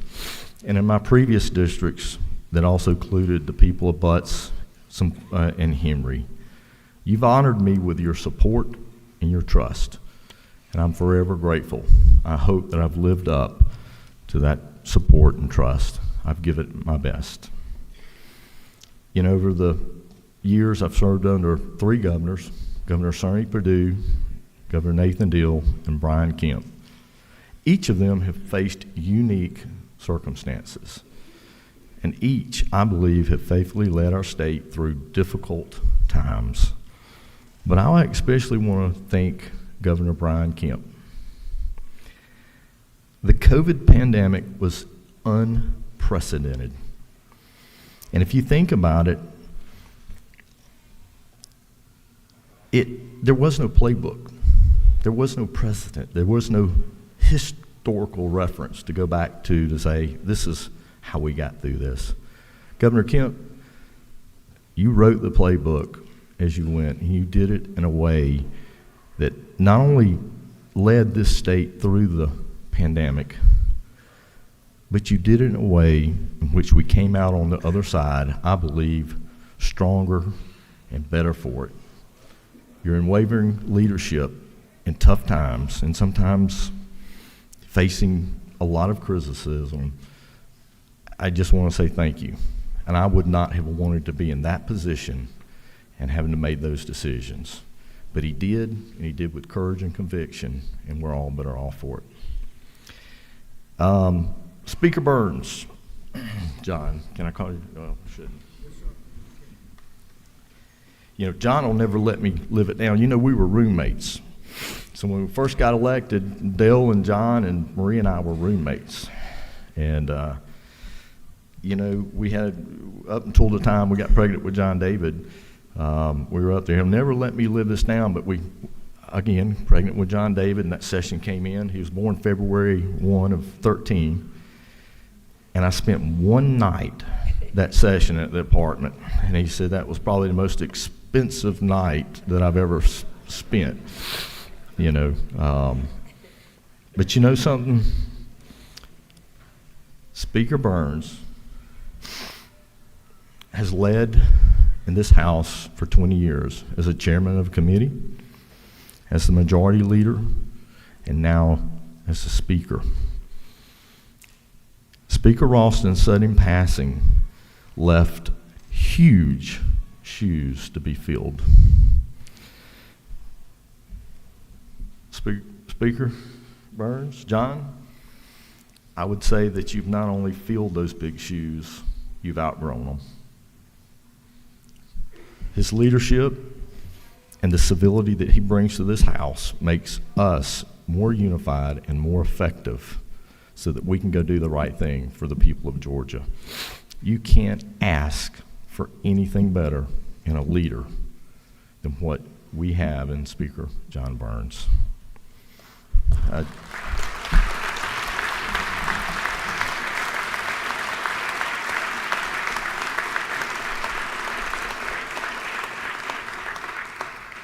You know, I said it after I got back from, taking a week off after John David's birth, and I thank the House and all of my members for the prayers, the support.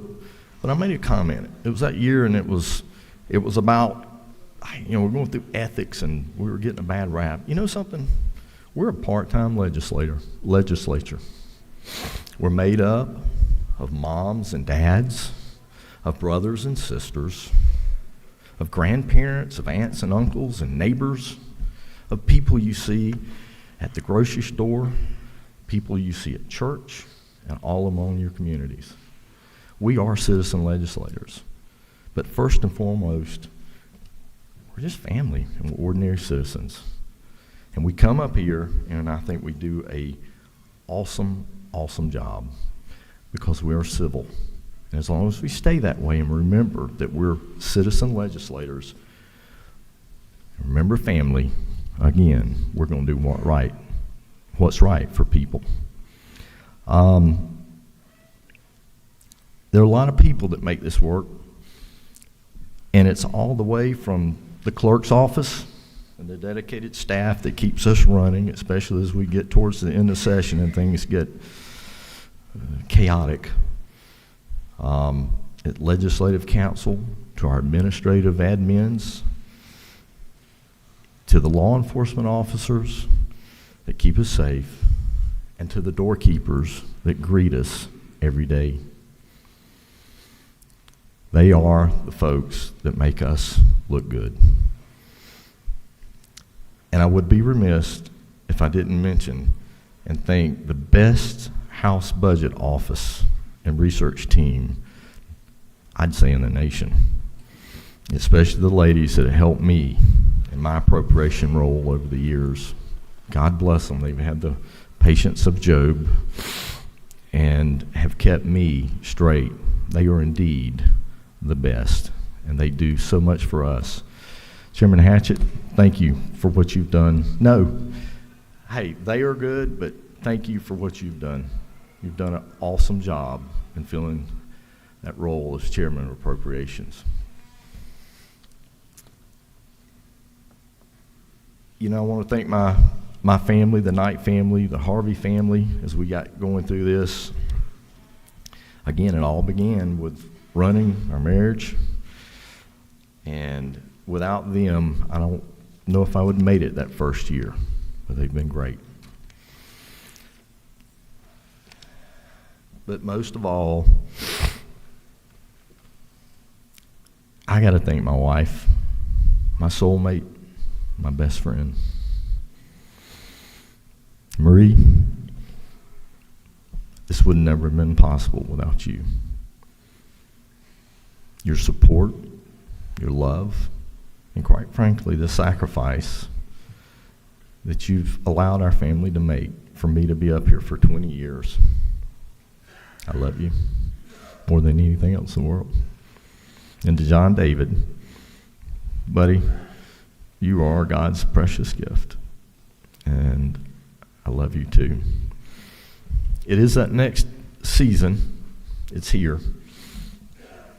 And I want to thank you for allowing me to be a part of this for 20 years.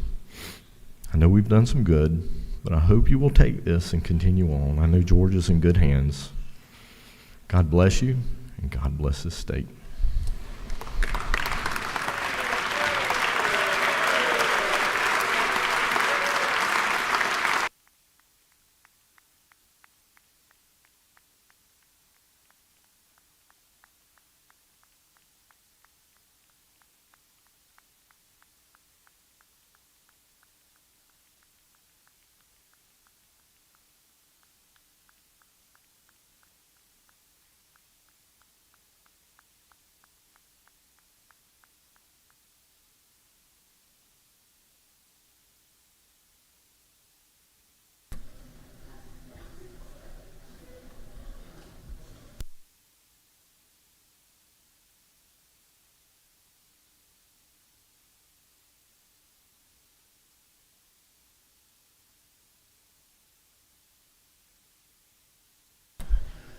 I got to.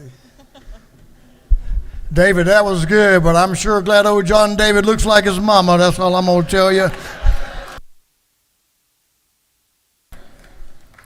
Mr. Chairman, my dear friend David, we thank you for your service to this house, the compassion, the passion that you brought to your job. We wish you the best in the days to come. And you've made this house and the world a better place. Thank you for your service, and thank you for your friendship.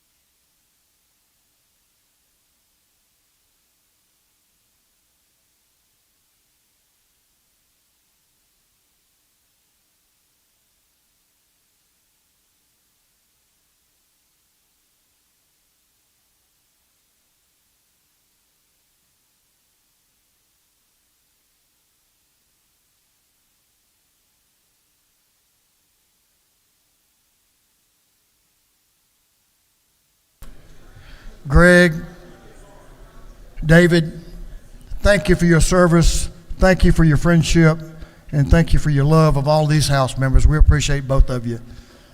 And we are saddened by y'all not coming back, but we do know the best is yet to come for you. Okay, members, we have a couple of bills we will take up this morning.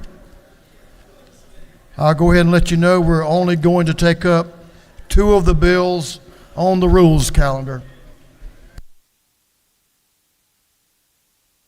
Mr. Clerk, if you read the caption to Senate Bill 1919.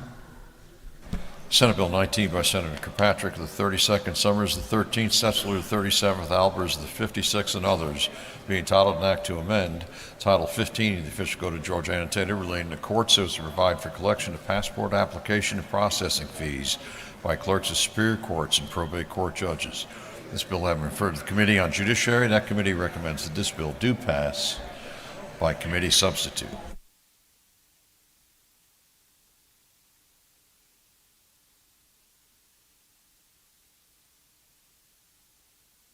Representative John Carson is recognized to present the bill.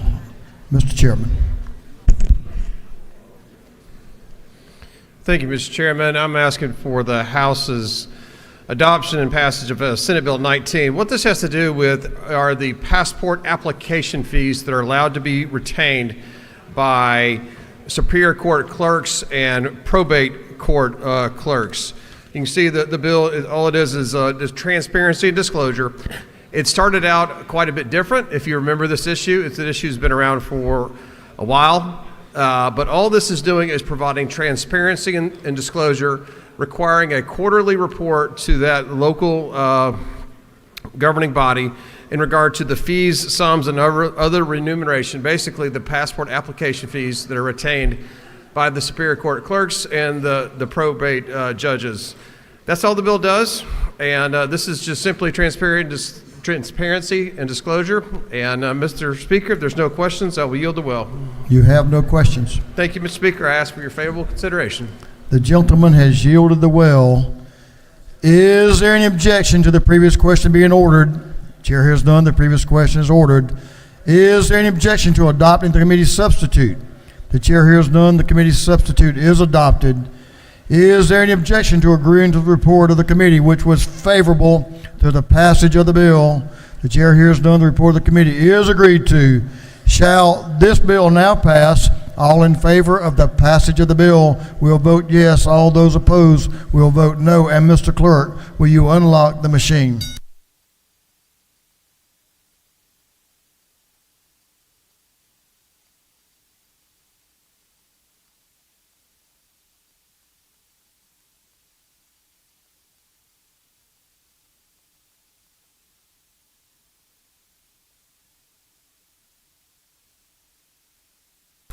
Have all members voted?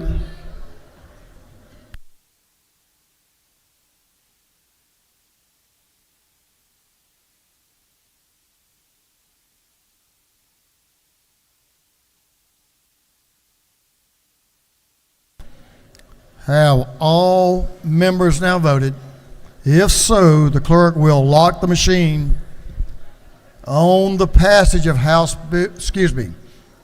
Senate Bill 19. The yeas are 162, the nays are 0. This bill, having received the requisite constitutional majority, is therefore passed.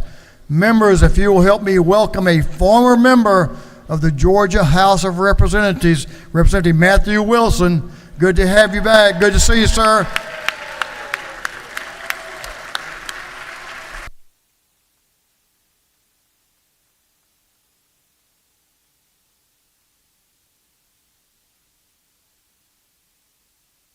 Did you qualify for something, or you just visiting here today? Just checking. You're not down in House District 159. You got a little, no, you don't, time's out. Your clock, your watch is off, yes. Good to have you back. Good to see you, Matthew.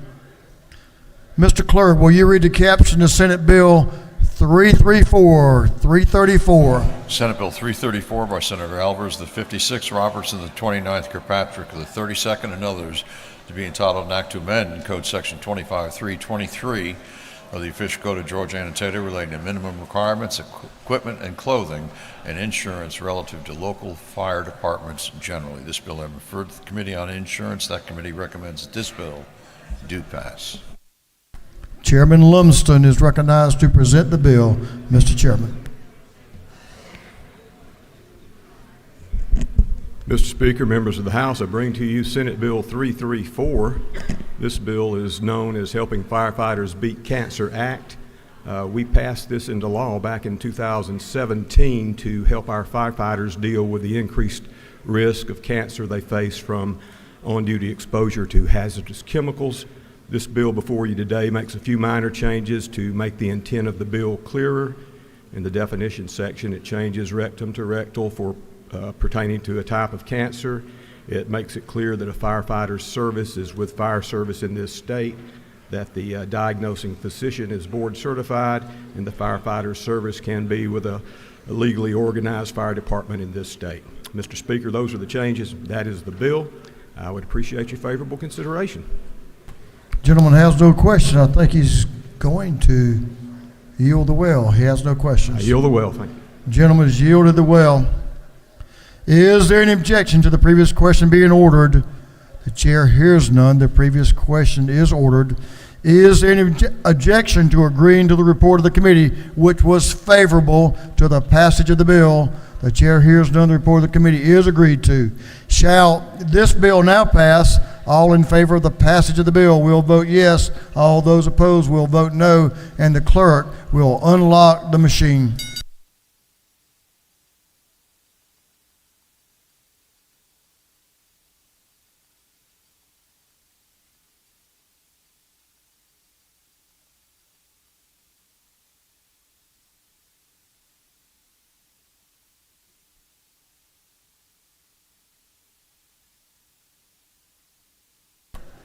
Have all members voted?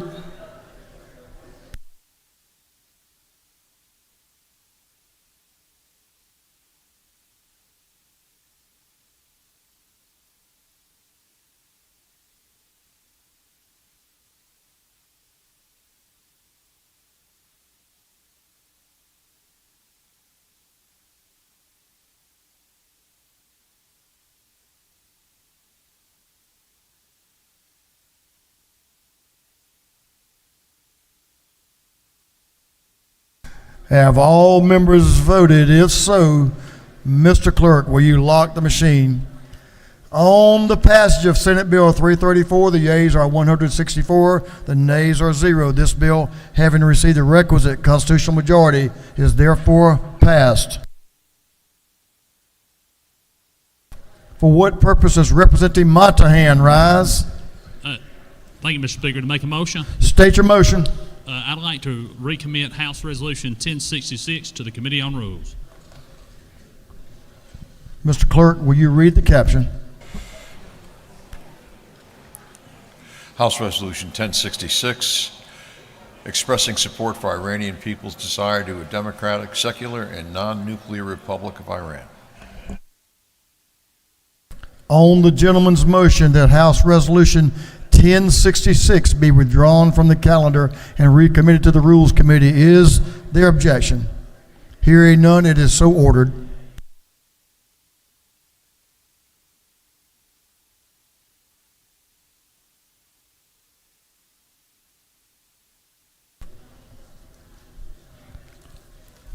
Members,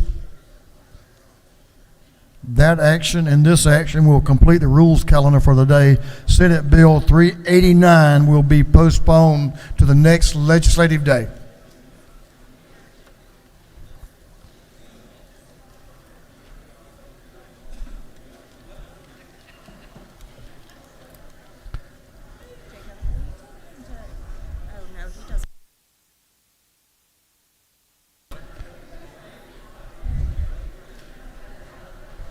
Chairman Noel Williams is recognized for a motion.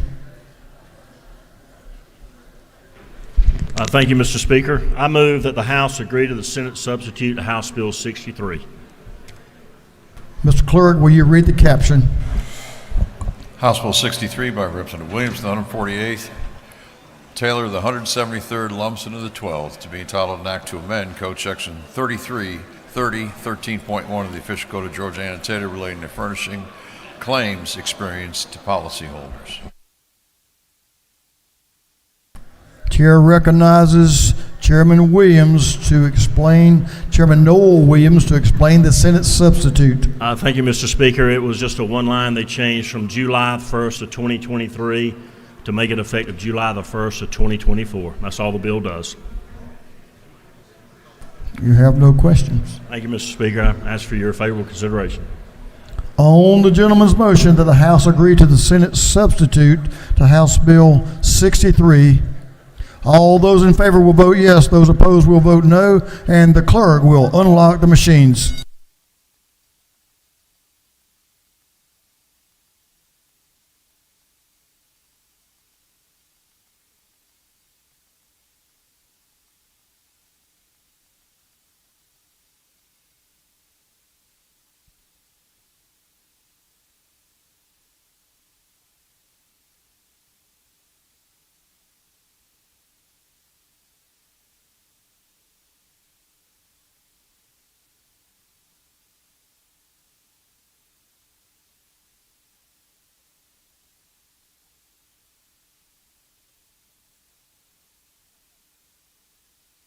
Have all members voted?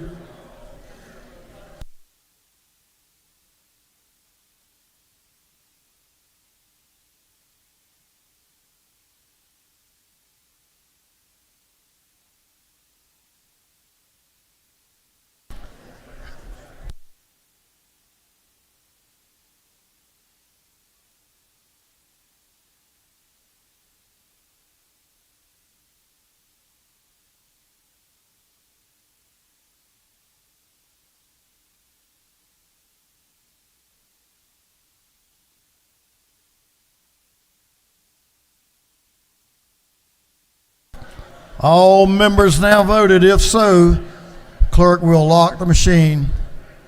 On the further action on House Bill 63, the House has agreed to the Senate substitute. The yeas are 162, the nays are 0, and the House has agreed to the Senate substitute to House Bill 63. For what purpose does Representative Carl Gilliard rise? Mr. Speaker, I rise to ask that House Bill 1425 be moved from governmental affairs to intergovernmental coordination. That's your motion. The gentleman moves that House Bill 1425 be withdrawn from the Governmental Affairs Committee and be recommitted or be committed to the Intergovernmental Coordination Committee. Mr. Clerk, will you read the caption? House Bill 1425 by Representative Gilliard and the 162nd and others to be entitled an act to create the Weeping Time Cultural Heritage Corridor Authority.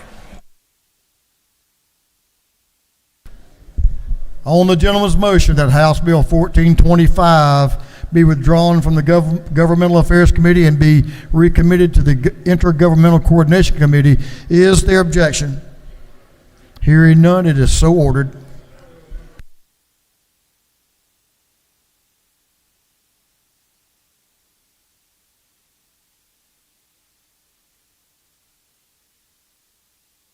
That completes our rules calendar and the further actions of the afternoon.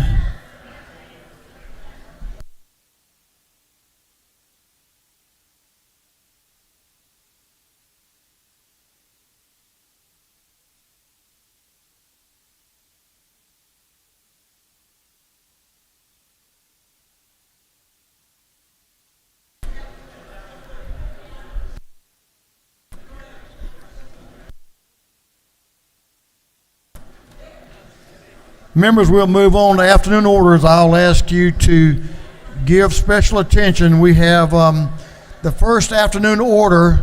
I'm going to ask the members to give the member in the well your attention, and I'm going to ask you to stand.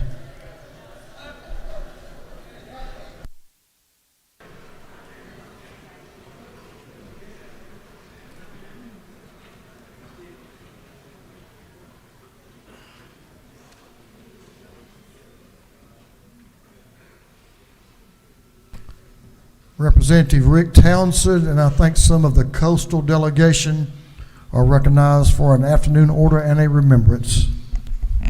Thank you, Mr. Speaker.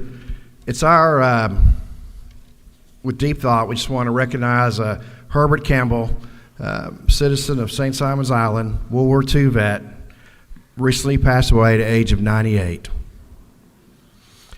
U.S. Army veteran, awarded 3 Bronze Stars. Herbie, or Papa, as people knew him, was active in the community. He was funny. He was social. I got to meet him at his 98th birthday party for the first time. He was a good man, loved everyone, well loved by all. Longtime employee of the Sea Island Company. He learned the engineering. He was an engineer in the engineering field in World War II, and transferred his knowledge and went to private life doing that. We will miss him, and we just want to say prayers and thoughts for his family, and please, let's have a moment of silence. Thank you. Thank you, representatives. If you'll remain standing, I'll just say, you know, there are not many of those members of that greatest generation left.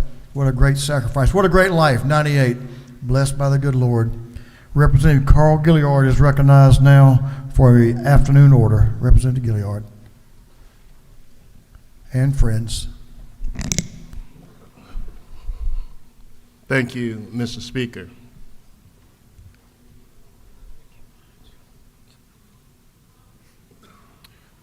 It is very rare that we realize history and a pinnacle point in the lives of Georgia and America.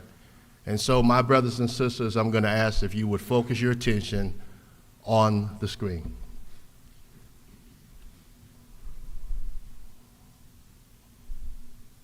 Let me just say this as I'm feeling it. We live in a complex world. Racism, hatred, jealousy. I think people in the world fall in one of those classes. Hatred, jealousy, envy, Lord. And if we could rid ourselves of those evils and learn to talk to each other, sit down at the table and discuss our problems and work it out and rid ourselves of those, if we could do that, I think this would be a much better world. On yesterday morning, the butterfly took her wings. The passing of the last matriarch of the King family. And if you think about from Dr. Christine Ferris just a couple of months ago, Dexter King just a few weeks to months ago, and now the matriarch, the sister sister-in-law of Reverend Dr. Martin Luther King Jr. and the wife of Reverend A.D. King. The speaker might remember this, and I know that I'm bringing it to his attention. And 15 years ago, when I was the president of the Georgia Coastal SCLC, where all the counties, I was asked to come to Savannah, Georgia, and Ms. Naomi King wanted to come with me. The speaker at the time is Representative John Burns. I remember seeing his name on the resolution that recognized her in Scriven County. But more importantly to my family, she has watched my children grow up, and her kindred spirit has planted a mighty seed in me. And I remember her telling me, she says, Representative Gilliard, I don't worry about anything. She said to me, she said, I want you to sit down, and I want to tell you a story about ML. And she began to tell me stories that were not in my history books that planted a seed. And if you wonder why I walk in the spirit of the coalition of Dr. King, you'll see the coalition represented today, because that's what Naomi King was about. Her foundation, recognizing her husband, focused on the children, in which recently she went to Colombia. She was international. Countries saw her as a beacon of light. She just recently traveled in her last trip to Colombia, working with children from all over the world. And weeks and weeks ago, I took several members of the Georgia Legislative Black Caucus, and we celebrated her birthday months ago at 92 years young. Recently, through her fall, the fall by grace enabled her to not be able to do the things that she wanted. But trust and believe, the butterfly had wings. So to Alveda, to Derek, to Bernice, and to Marty, and to the entire King family and Isaac Ferris, we offer our prayers. And I want you to have this pinnacle moment, that this is a pinnacle moment, a defining moment in history. And if Naomi King did nothing else, even as she graced this very chambers, she instilled about the beloved community. And my brothers and sisters, thank you for the opportunity that you've graced her, and to let her know that in this chambers we represent the beloved community. Would you just pause for a moment of silence?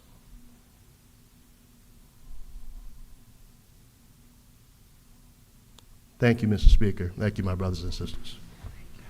Thank you, members, for your attention. Thank you, Representative, for your remembrance. Strong lives who've made a difference. Those that have gone before us. Chairman Saines, Representative Townsend, and Chairman DeLoach are recognized for an afternoon order. Thank you, Mr. Speaker. Just wanted to highlight for members, you should have each received the Jekyll Island report on behalf of myself, Representative Townsend, and Representative DeLoach, as well as the Jekyll Island Oversight Board.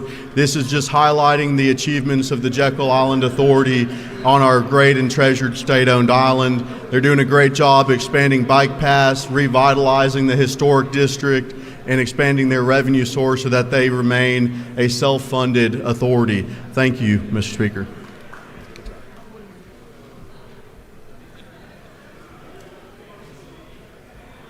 Representative Adenia is recognized for an afternoon order. Thank you, Mr. Speaker.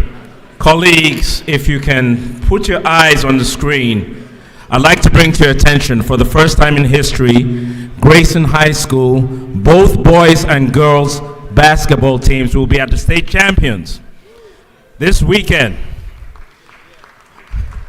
I'd like to recognize Dr. Rakina Walker, the principal, all the staff, the coaches, Tim Slater, head coach of the girls team, and Jeffrey Pierce, head coach of the boys team. Go Rams, bring those cups back. Also, second announcement is on Monday, we'll be having Blue and White Day, and that's by the organizations Phi Beta Sigma Fraternity and Psi Zeta Phi Beta Sorority. They're going to be here from 8 to 3 all day, and they're going to want us to meet with you, talk to you. So please be out there. Monday, March 11th. Thank you, Mr. Speaker. Thank you. Representative Reese, recognized for an afternoon order. Representative Teddy Reese going to talk about Mama. That's good stuff. Thank you, Mr. Speaker. As many of you know, there's nothing more special on this earth than a grandmother. Grandmothers are truly tugging at the heartstrings of all of us every day. And those of you who have had the pleasure of having a grandmother and no longer having her, you know exactly where I'm coming from. So I'm delighted, Mr. Speaker, to stand here today and wish my grandmother, Miss Carrie Lou Harden, a happy 90th birthday. Today she celebrates 90 years on this earth that God has allowed us to be with us. And all 90 of her years are spent right here in the great state of Georgia. And she said nobody can make her move. Even if they tried to drag her away, she wouldn't go nowhere. So happy birthday, grandmother. We're going to party like rock stars this weekend, and I will see you soon. Thank you, Mr. Speaker.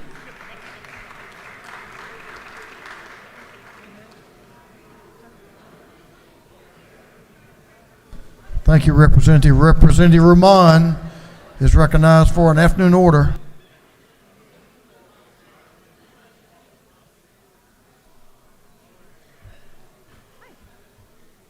Thank you, Mr. Speaker. Colleagues, I rise to remind you or let you know, if you have not been tracking, that Ramadan starts Monday. So for your Muslim constituents, that means that we will be fasting from before sunrise until about sunset. For all of you, good luck. I get very loopy, and no, we can't even drink water. But if you have any questions, feel free to come and ask me. We also put some informational stuff on your desk. But thank you for your patience. And yes, it did start earlier this year.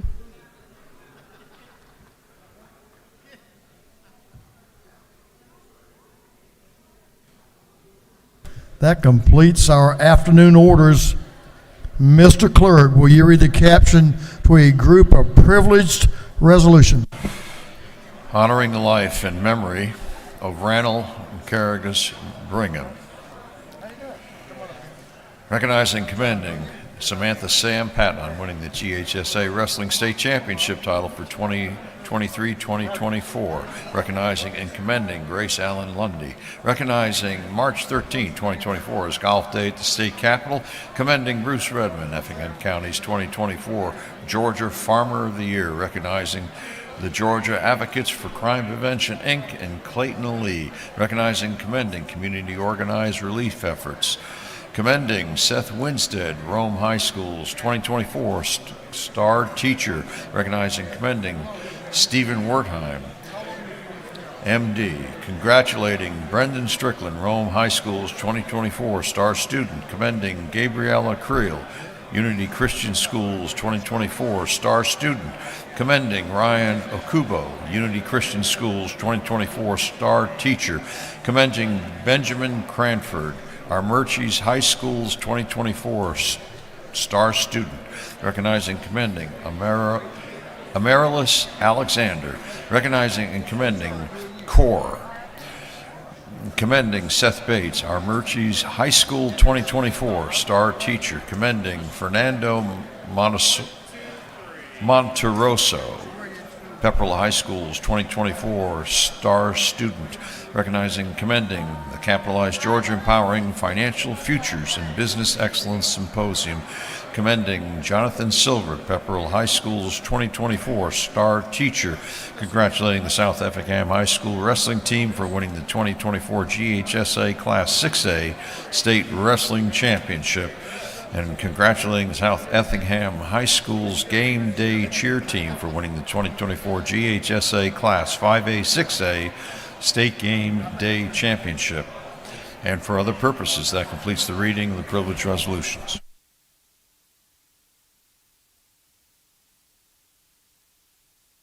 Is there any objection to adopting the privileged resolutions? Chair hears none, and the resolutions are adopted.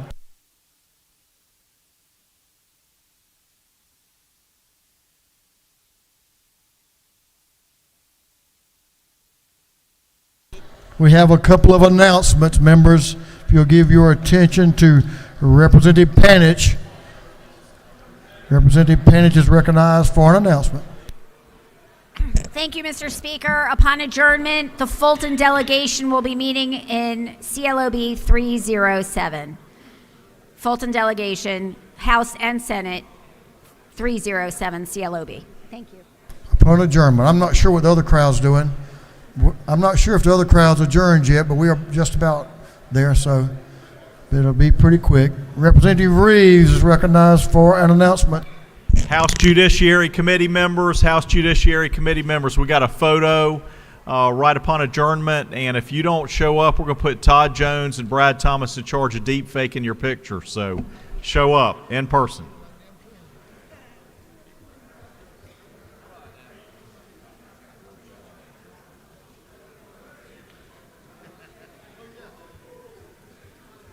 That completes our announcements.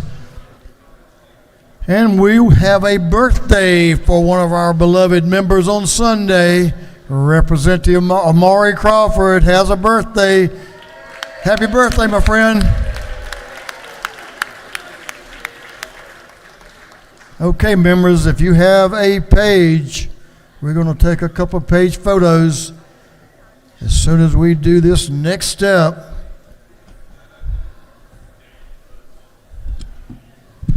All right, we're going to recognize the whip of this House, Representative James Burchett, for a motion. Mr. Speaker, I move that this House stand adjourned until 10 a.m. Monday, March 11, 2024.